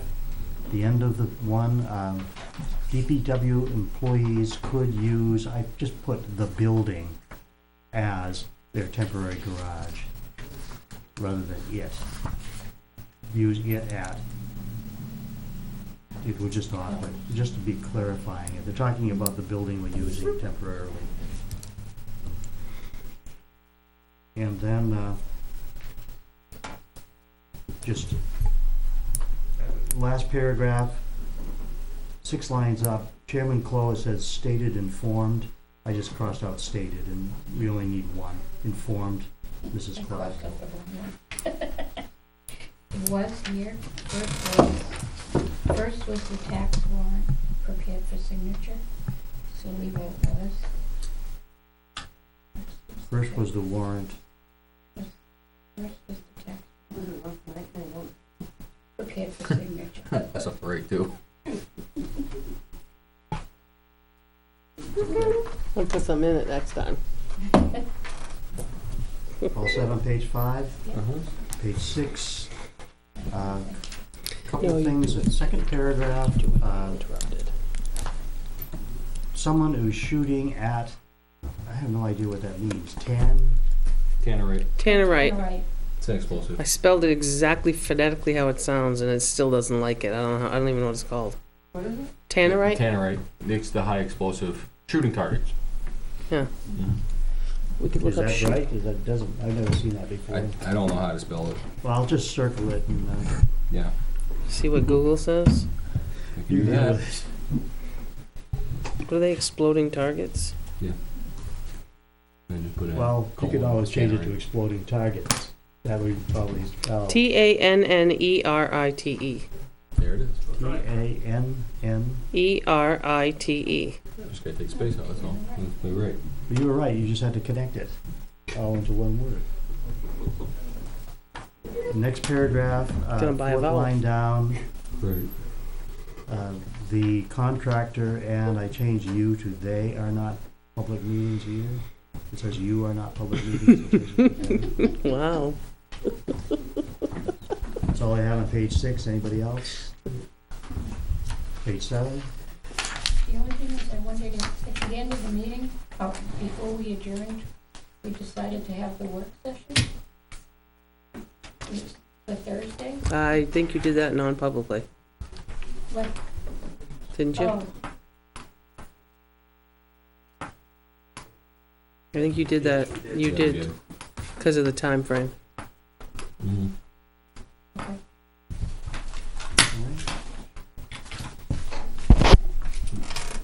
Move to approve the minutes of the 15th as amended. Second. Now I'm gonna call for a vote this time, I guess forget it. All in favor? Aye. Okay, manifest. Move to order the treasurer to sign the payroll and accounts payable checks dated May 15th, 2017, as included in the following. Payroll manifest, $48,434.93. That's weekly and monthly payroll. Accounts payable manifest, $250,379.33. And a supplemental accounts payable of $200 for a total of $299,014.26. Since there's no selectmen's meeting for Monday, March 29th, May, sorry about that. It's there. Started with that. See? Got the first letter right. We also need to vote to order the treasurer to sign payroll checks dated June 1st, 2017, estimated to be about $50,000. Furthermore, to order the treasurer to sign up to an amount of $40,000 for accounts payable that cannot wait until the next scheduled meeting of June 5th without incurring late charges or interest. Reports and actual checks amounts will be reported to the Board of Selectmen by inclusion in the manifest memo at the next scheduled meeting. Is there a second to that mouthful? Second. Any discussion? Hearing all in favor? Aye. Opposed? There might be something in there that I didn't sign on the weekend because. Yeah, there's, I- well, There's four, supplemental, but there's 4 signatures there's anyway. four almost, yeah. All right. I honestly don't have anything new on Administrator's mine. report, do you have anything? No, I just want you to know that I'm not gonna be here tomorrow. I guess you're gonna be at the same place. Yeah. And I do have, actually, and I apologize, what happens with these here is Wendy brings these up to me if they don't make the box for the weekend, not knowing who's been in or not. That's why I keep them. So there's a timber cut and some yield tax levies to be signed by the board, as well as, I know we made an appointment to reappoint Dick Lutters for our local river advisory. The state has sent me a form, which we filled out. It just needs 3 of you to sign the appointment so that Mr. Lutters can be. But I will ask you at the end of the evening, I think there's a couple here that I'm going to call back to discuss an issue with the board at the end of the evening for non-public. Okay. All set? Public comments? It hasn't taken this long on the previous week's, Dick, I'm sorry. Good evening. I just have Richard Butt. I just have actually kind of follow-up on some of the things were mentioned earlier regarding these subcommittees. One is the noise ordinance. It's really a misnomer. It's really a firing range and a fireworks or explosion committee more than anything else. Those were the issues. But in 2015, there was an article in the warrant that the board would hold 2 public hearings and then they would bring before the town an ordinance for the vote.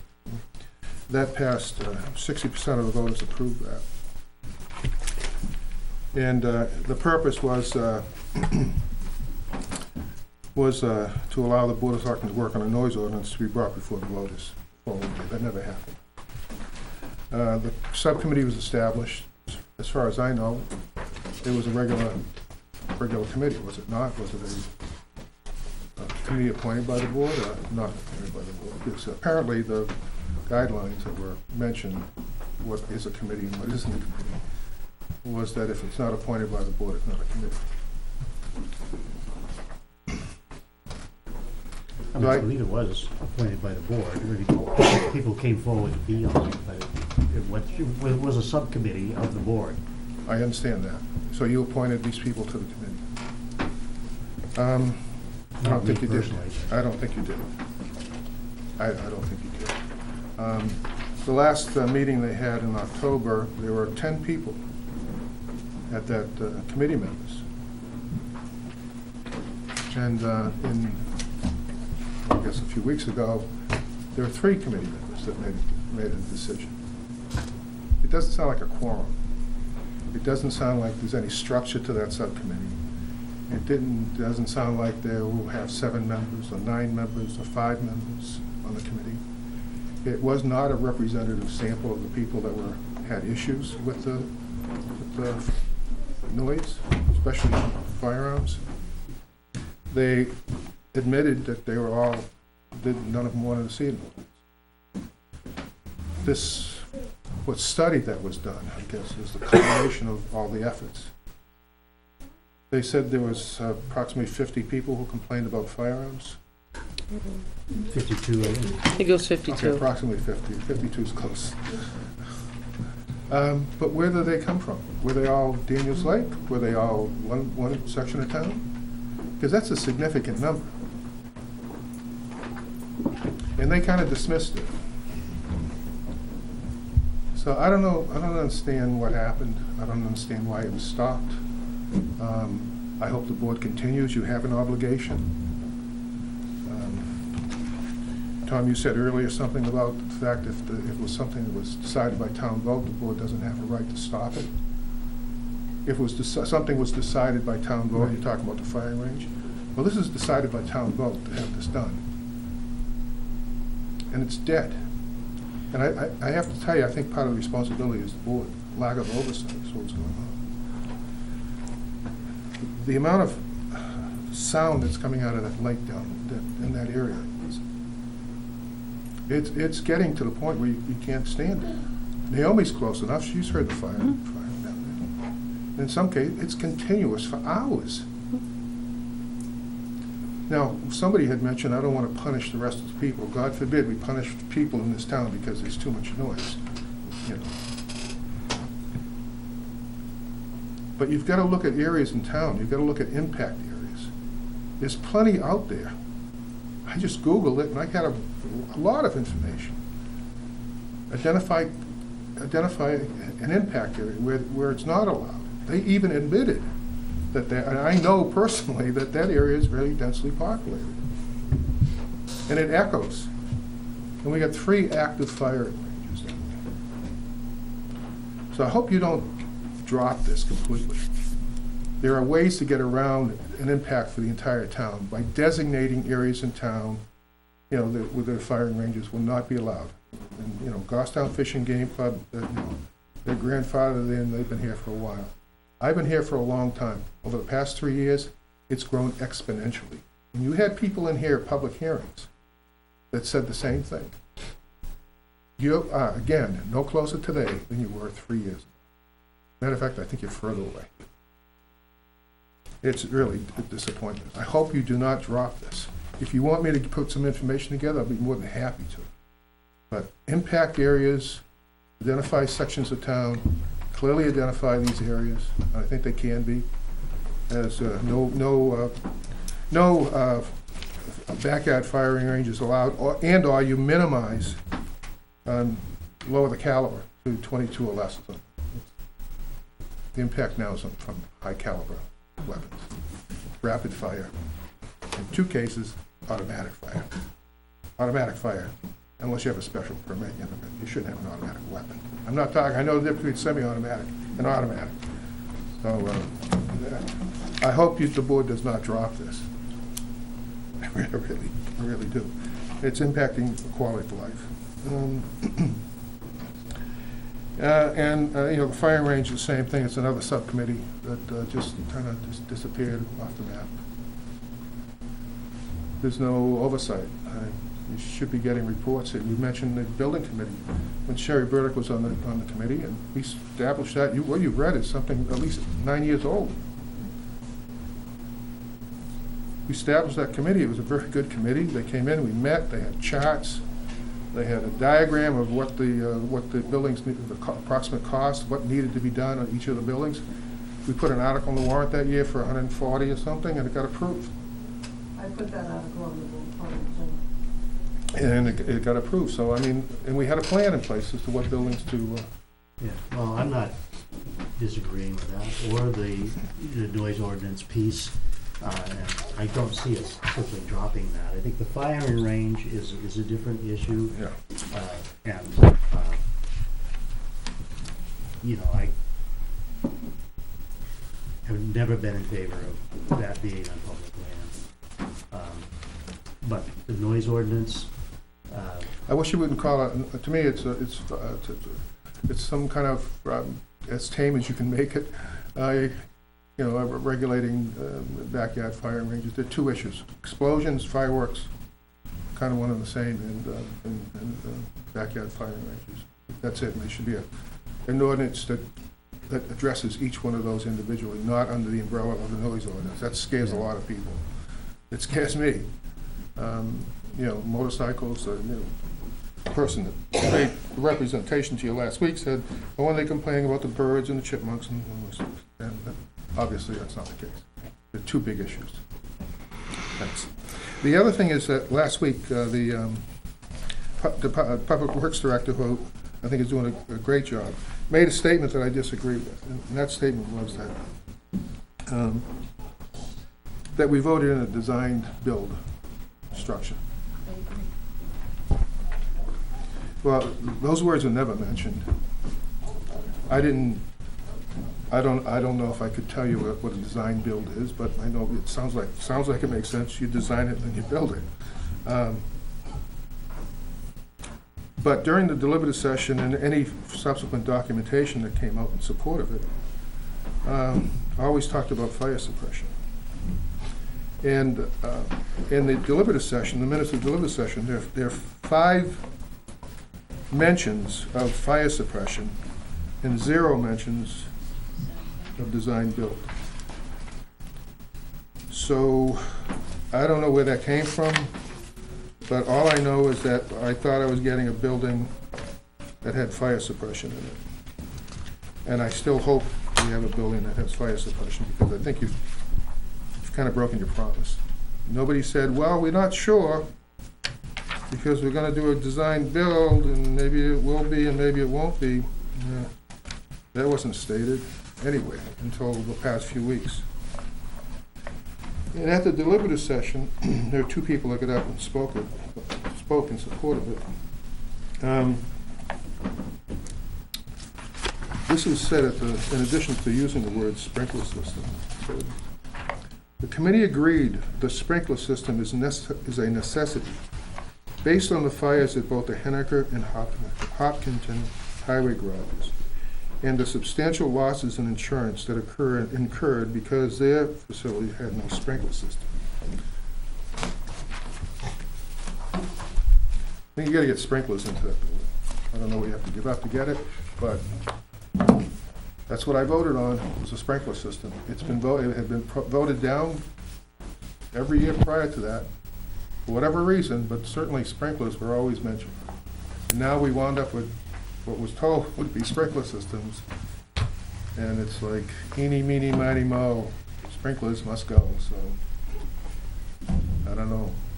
It's just beyond me to not think that the design build company and or the clerk of the works wasn't told, 1, sprinkler system. Where did that fall out? Benji said he got up and he said, I made the decision. Well, did anybody else know? That's a big decision, really, especially when it comes to a compact that you have with voters. thank you. Do you have anything tonight, Frank?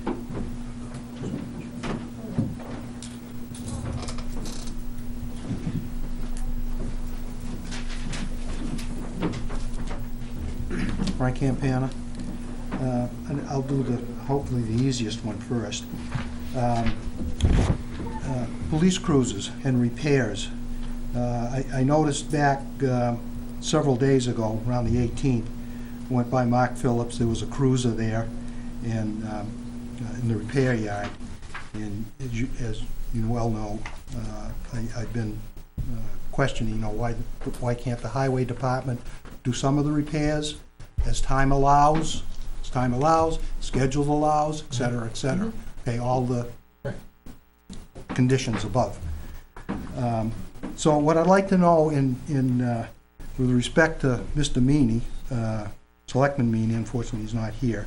I haven't gone back too many days. Like I say, it was around Wednesday or Thursday when the car was there.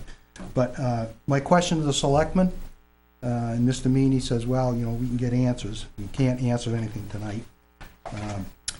Can the selectman provide some type of written document that the police department asked the highway department to do, again, this particular car, because it's the most recent, asked the highway department to do the repairs? Whatever the repair was, maybe it was something beyond their scope, I have no idea. But I'm just looking to see if there's some, something on hard copy that the police department is in fact asking the highway department first to do a repair. And if they can't do it, then, again, for the reasons I've given, beyond their scope, time-wise, scheduling, et cetera, Rick, I will understand that. It doesn't sound like that's ever going to happen from what the police chief said tonight. He says, well, he's putting an RFP out for repair work, for different people. So it sounds like we're getting farther and farther away from the highway department. Actually, in his draft of the RFP, or in his email that accompanies it, he includes the highway department as a prospective repair facility. Okay. I think right now, I don't disagree with what you're saying for things that can be done by the highway, but probably right now is not a good time to expect that. We've got one building half down, we've got to transition to another building. I don't see that happening in the next few months. Yeah. Okay, and I can understand that. But again, it doesn't look like it's going to happen. I mean, the highway department should be the first line, okay? Because it's going to be the most to me, I know it doesn't matter much to probably the majority of the board, but to me, that's the most economical place to go to have repair work done, all right? For all reasons. We don't get charged list price. We don't get charged, looking at the gas cap deal we don't get charged $90 an hour, all right? And I'm sure they're competent, whether the guy's ASE certified or not. They never have been, but everything seems to run pretty good for the best of their ability, to take care of old equipment or aging equipment. Okay? And I'm looking at you specifically because you're the one that said to me, well, we got to take care of the plow trucks first. And I said that night of the comment. I agree. Okay. In any event, that's that. If there's anything in writing.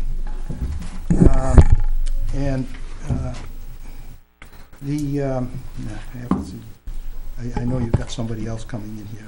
And they got a little girl too. I thought it was unfortunate last week when I was sitting here last week, listening to Benji taking the blame for. He said, if you want to blame somebody for not having fire suppression, blame me. He was putting himself out there as a scapegoat, and he should have never done that. And I wouldn't do that, because the responsibility falls with the 5 people, and to some degree, the town administrator has, some control over what goes on too. Responsibility falls on the people that are sitting at the table. All right, and it goes way back to August of 2013. That issue with the police department.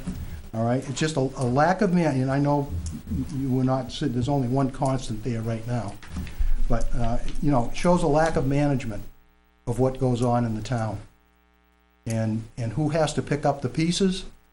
The taxpayers. You know, how much is our liability, you know, gone up because of, you know, incidents? All right, and it still may go up, I don't know, with other things that are pending. The increase, I sat here last week and listened to the increase in outfitting the cruisers. All right, that shouldn't be. You know, that absolutely shouldn't be. And then I hear the road agent say, well, if you want to blame somebody for no fire suppression, blame me. Well, I don't blame him. You know, he shouldn't put himself out there as a scapegoat for the faults of other people who have the power, all right, to make decisions. I felt bad for him to say that. I haven't had a chance to tell him that personally, but, you know, he just should have not have done that. So, you know, take some responsibility, and I had no idea the last week was going to say it, but I mean, honestly, I'd have to look back and see how I voted, my cheat sheet, see if I voted for the building or not. But I'm serious. But if I had voted for it, it would have been because of fire suppression, not fire containment, but fire suppression. And I'm not advocating necessarily cutting down the size of the building to make up the difference, but find something somewhere else. Because again, I don't want you to come back, as a statement has been made, you know, next year or the year after for $180,000 to put fire suppression in. Because then we're going to have a redundant fire suppression and a firewall. So we've wasted money on a firewall. So that's all I have, and I always appreciate your ear. Thank you.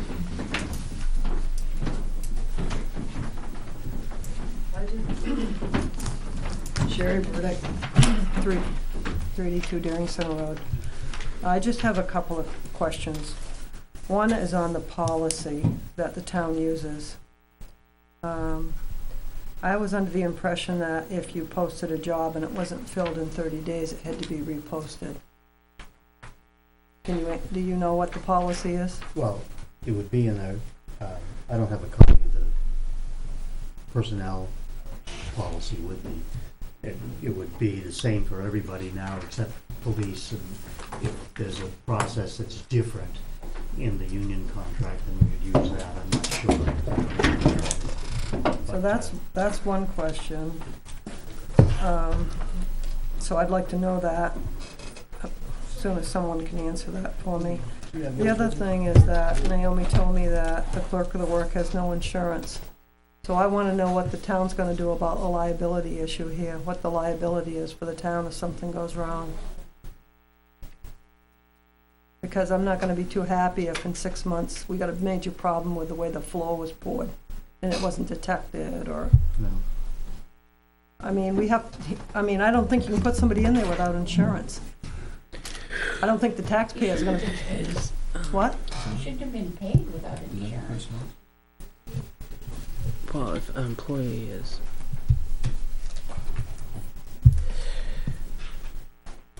The only thing I can say, Sherry, is that the contractor, the job site superintendent is with the contractor.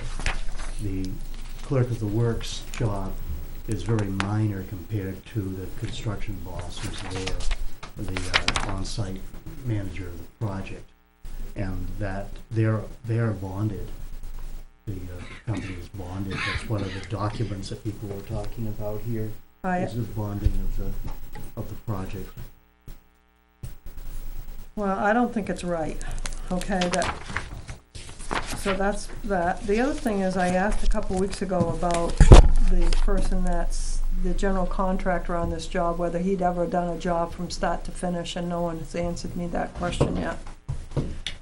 The company's been in business for a long time. Yeah, but they gave us a portfolio of buildings that they had done. Yeah, but he's contracted. The general contractor doesn't work for these, well, he's working as a subcontractor, I believe, isn't he? I think he's an employee. He is an employee? All right. Well, I'm still asking the same question. Has he actually put a building up from start to finish? And, do we know when we're gonna meet with Turnstone? Have we got? I'm anything? hoping for the next meeting, Sherry. That's what I'm pushing for. I don't know. Have you talked to them? I've asked that because next week we don't have one. Right, So I'm asking for the next one. That's Yeah. what I've urged for. right. All right, and I didn't think about this, but who actually made the decision to go with design to build? It's the only possible way we had. I think We it had goes no back a plans. year. Can I And- just, And that was discussed. I It goes understand back- what Dick was saying, Yeah, and it wasn't in the warrant article, but that was part of the language in the discussion at this board level and right straight through, that it would be a design-build project. We've been saying that again and again and again. I think, can I just add, Article 19 the year before, we asked for $25,000 for construction plans for design build. So I think it's been design build out there from the start. Yeah, even with that. And that got 25, voted it was down. preliminary. Right. Uh, That would have given us an idea for better numbers. yeah, except what did they get with design to build? They take 20% or so, right? Well, they had to hire an architect. So they have an architectural firm that they work with to do the design. So you're paying as part of that, rather than the town hiring an architect prior to going out to bid and having concrete plans, they hire the architect to do the design. So And how much should we pay this company? Do we know what we've The paid? total, what we've paid to date, I don't know what we've paid to date. But roughly, what's a rough number, you think? 250? 250? No. We haven't even spent probably 80 yet. That's a guess, though. I'm just Okay. gonna. All right, well, all right. That's all I got. anything else? Public comment? Okay.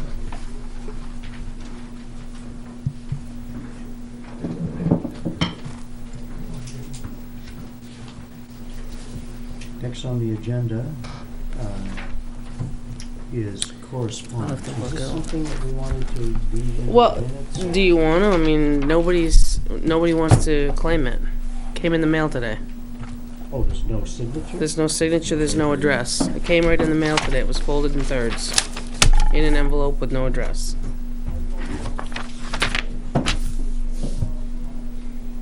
And someone came in and filled one of these out. No name, no address, no phone number, no signature. They wouldn't do it. And what was that? Relates to the Is same that- thing. Relates to the Those are same. thing? Relates to the same. I mean,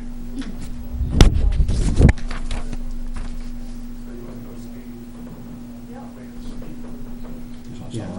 Well, the thing is, that some of these are, it's not true. well, that's, Uh,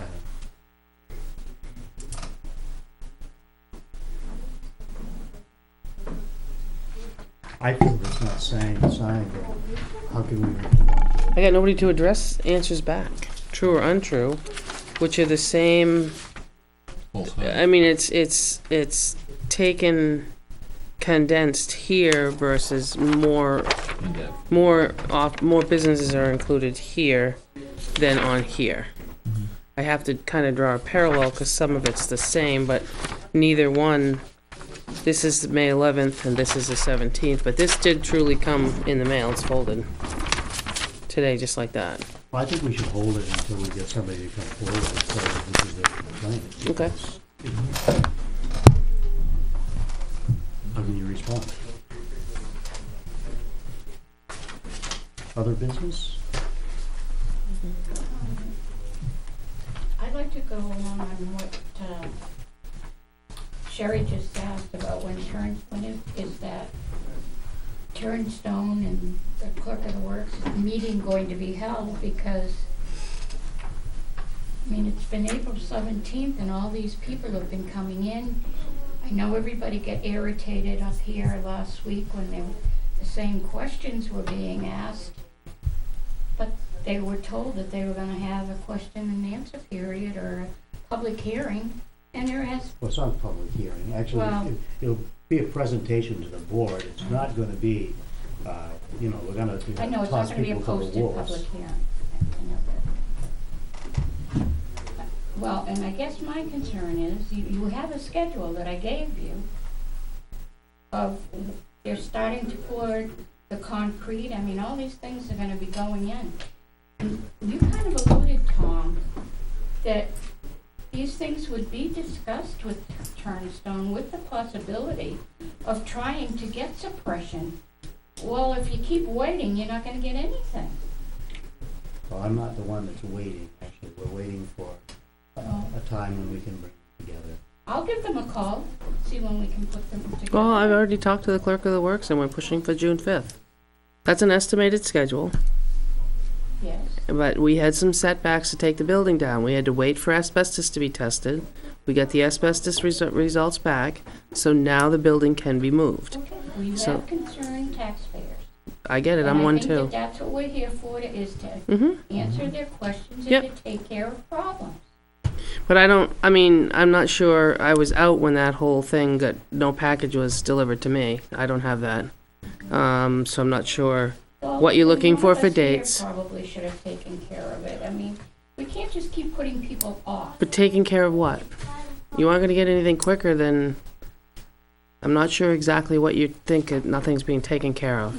I'm not saying that for you, Okay. Naomi, that was not what I was. Okay, well, saying. that kinda sounded What I was it. saying was that one of us maybe could have called Turnstone and called. But I've talked to Bruce almost daily, even when I was home, to try to get things moving, because I think I had a conversation with Sherry when I was home. Mhm. I was home the day that we had a conversation, so I called Bruce right after that to try to push it along. I can only make phone calls. I can't go down and shake somebody's cage. You know what I mean? I'm Well, trying. I was under the impression from Tom that the contractor would be able to get back to us at any time we wanted. Well, if he can't get this, I'm just saying, I've asked, he doesn't have the stuff, so I don't have the stuff. That's all I'm saying. Doesn't have all the stuff. He doesn't have the fact sheets, he doesn't have all that stuff, which is what I was asked for before, and in the list that even Tim left, talked about fact sheets. I mean, Sherry's asked for fact sheets, and I don't have them. Well, I think there's more concern about maybe the possibility of doing something with the radiant heat, with, with all these other things that have been made as suggestions. I think those are the answers that people are trying to get to see if suppression can get in there. And you heard again tonight, somebody saying fire Well, we're gonna hear suppression. that. You know, the thing is. We that- we can't keep putting things off. That's the thing. We go week to week and we don't get anywhere. You know, and I gotta say this, okay. Up through March, I was sitting at that end. Mhm. All right, through this whole process of construction meetings, through March, I was sitting down in that corner. I was not sitting here. And now, I'm accepting the role that I'm in, but I don't have those answers, because I didn't go to any of those construction meetings. Okay, and I'm not passing the buck and saying it's anybody's fault. All I'm saying is that I can't answer questions about something that I was not involved in. I was not the chair. I was not appointed by the chair to sit in on those meetings or asked by the board. I was on the preliminary committee that brought that to a vote. And that's where my involvement ended up until a few weeks ago when we were presented with this change. Now, I don't think there's anybody sitting at this table or who comes in here that doesn't want to see everything in the plan that was originally in it, including the fire suppression system. But we've got to, work together, Exactly. not take pot shots at each other on board in order to move forward. Now, set up a meeting with them and we'll talk about, okay, we need a price when you come to the meeting for the dehumidifiers. What do they cost? Can we live without them? What else is there in there that we could live without? Is it cheaper to put the tank outside than inside? These are all questions. Or the radiant heat versus infrared or whatever. I mean, I don't know anything about that stuff, so. And I you know, we had It just excellent reports about radiant heat. You know, we did. This thing with the humidity and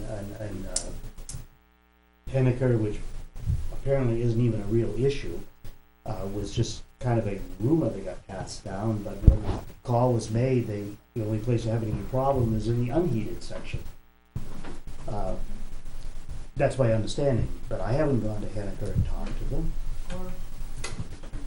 That's what they told me, so that was a week ago. I talked to them on Monday a week ago today. You know, nobody's trying to be deceitful here. That's what's coming No, out. we just keep putting it off. We need to get it resolved. We need to get answers to the questions. Yeah. So, I mean, And we can't we just, might we're like now you- going 2 weeks between meetings now. So everything's gonna be done on the schedule, and Well, nothing's been We're not done gonna yet. have The any- old building's still Yeah, sitting. the old building's still standing. Well, half of it is. The pole barn part of it is down. The one on the backside. Yeah, the pole barn that was closed in later on, I guess it was 2 original bays. Everything to the right of the. If you're looking at the original two building, front yeah. doors. That was in. Oh, last time I was down there, that wasn't down there. Okay, that came down this weekend.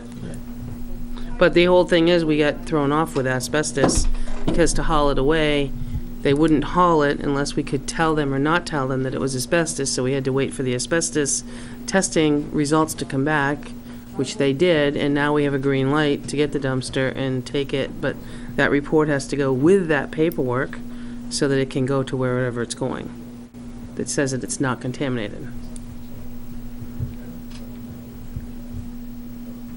So, I mean, our next meeting's June 5th, that's why I said that's kind of where try. yeah, I mean, that's kind of what I'm shooting at right now. You know, they should be able to give you all the specs out. They have to have the specs before they ever go out to bid. The people that are bidding on these jobs have to have a spec to bid on. So those specs have had to go out by now, because the job's gonna start The specs, you mean, for what was, for the jobs. right, but not the sheets.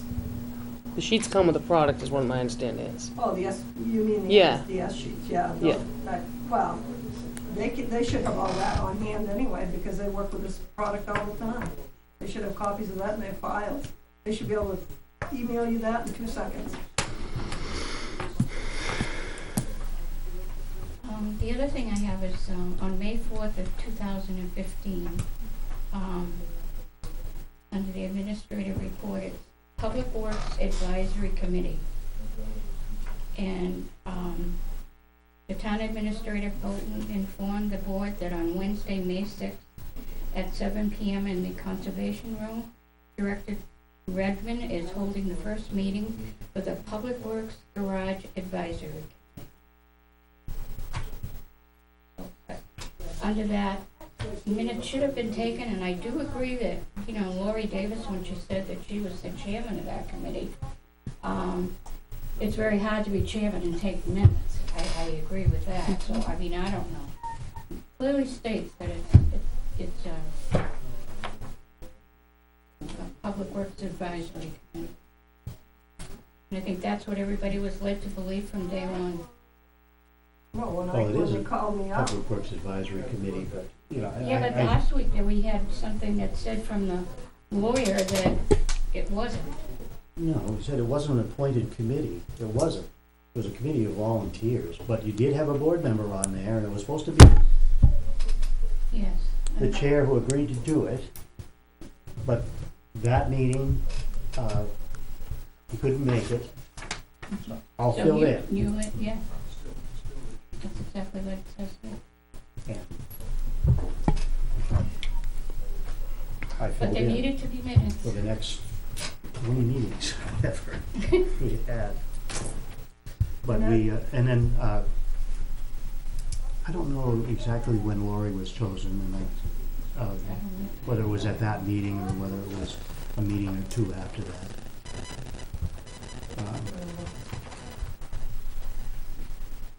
And we met in different places. We met here, we met in Tim's office, we met down at the old garage, we met in Newbury and moved from there to Sutton, when we were looking at a couple of other facilities.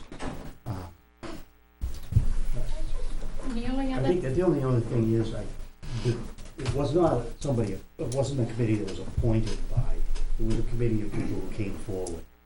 It Right. wasn't official appointments. but they advised, it was an advisory board, committee to the board.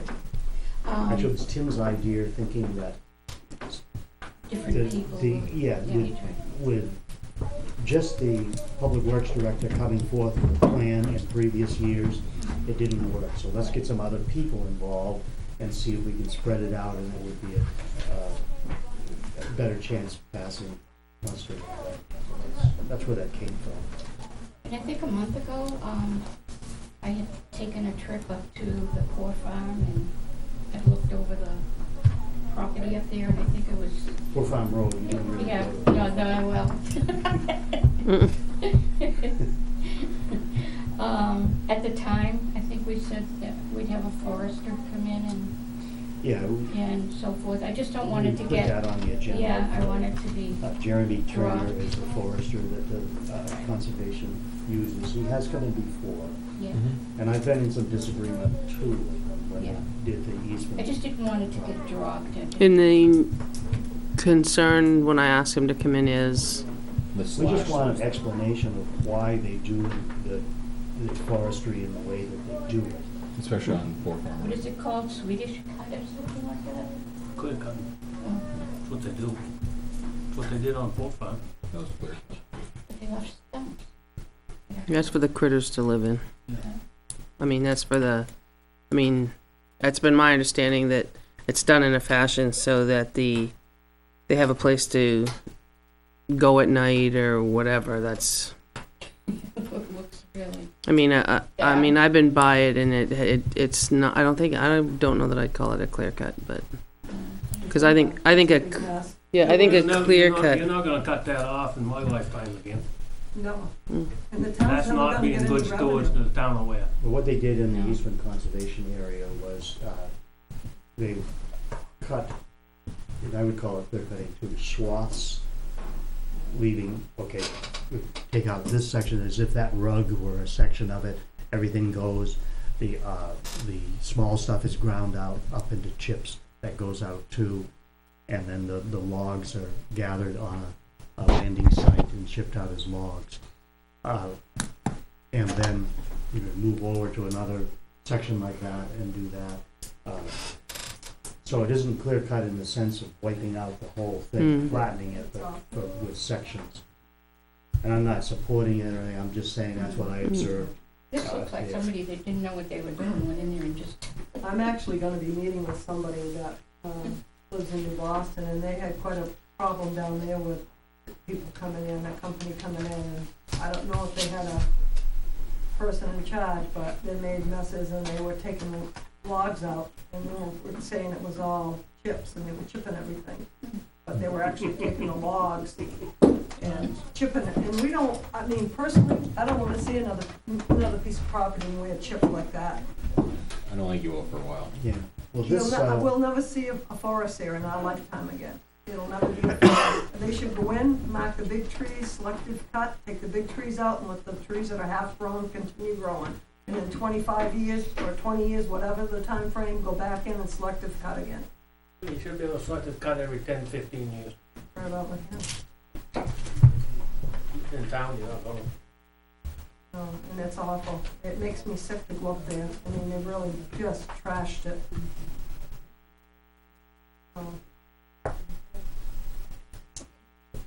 yeah, but that's how I felt about the conservation area. I gotta admit that it looks better than it did 3 or 4 years ago when they first did it. But it's not growing up in large trees again, but it is growing in, so you don't, it doesn't have that same feeling of being stripped. Anything else? No, I'm just trying to, they do have a forest management plan online. The conservation under theirs, Well, I think. 53 pages, but I haven't read it. Really? No. 53 pages of forestry management, you haven't breezed right through that? No. Well, I know when Bob Todd did the forestry in Boston for a long time, and I think he did some in Weare too, years ago. And he would go in and walk it, and everything was, you know, everything a certain diameter was tagged or whatever, and it was never a mess. You'd go walk in 2 or 3 years, and just all the small tops were rotted down, and it was still a forest. Well, could we put that on the agenda for, let's say within the next 3 meetings, because we've got Quite a bit on the 5th. quite a bit on our table for the next 2 meetings, so maybe we could fit it into, probably not the June 5th, if we have the contractors here, but either the one after that, And you got 2 public hearings, 2 public hearings on the 19th, sit on the 5th. on the 5th. Well, that's right, we are having a public hearing Yeah. on the 5th. So Mhm. maybe we can fit them in on the 19th. Is it the 19th? Yeah. June 19th, yep. If he's available, otherwise, Mhm. as soon after that as possible. Yeah, the next meeting after that would be July 3rd.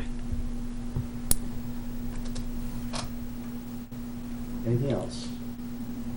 No, we do have to go into non-public for, there's a family out there that'd like to talk to us. Oh, okay. Under C, under C. Move to, go into non-public under C. Second. And then we'll adjourn after.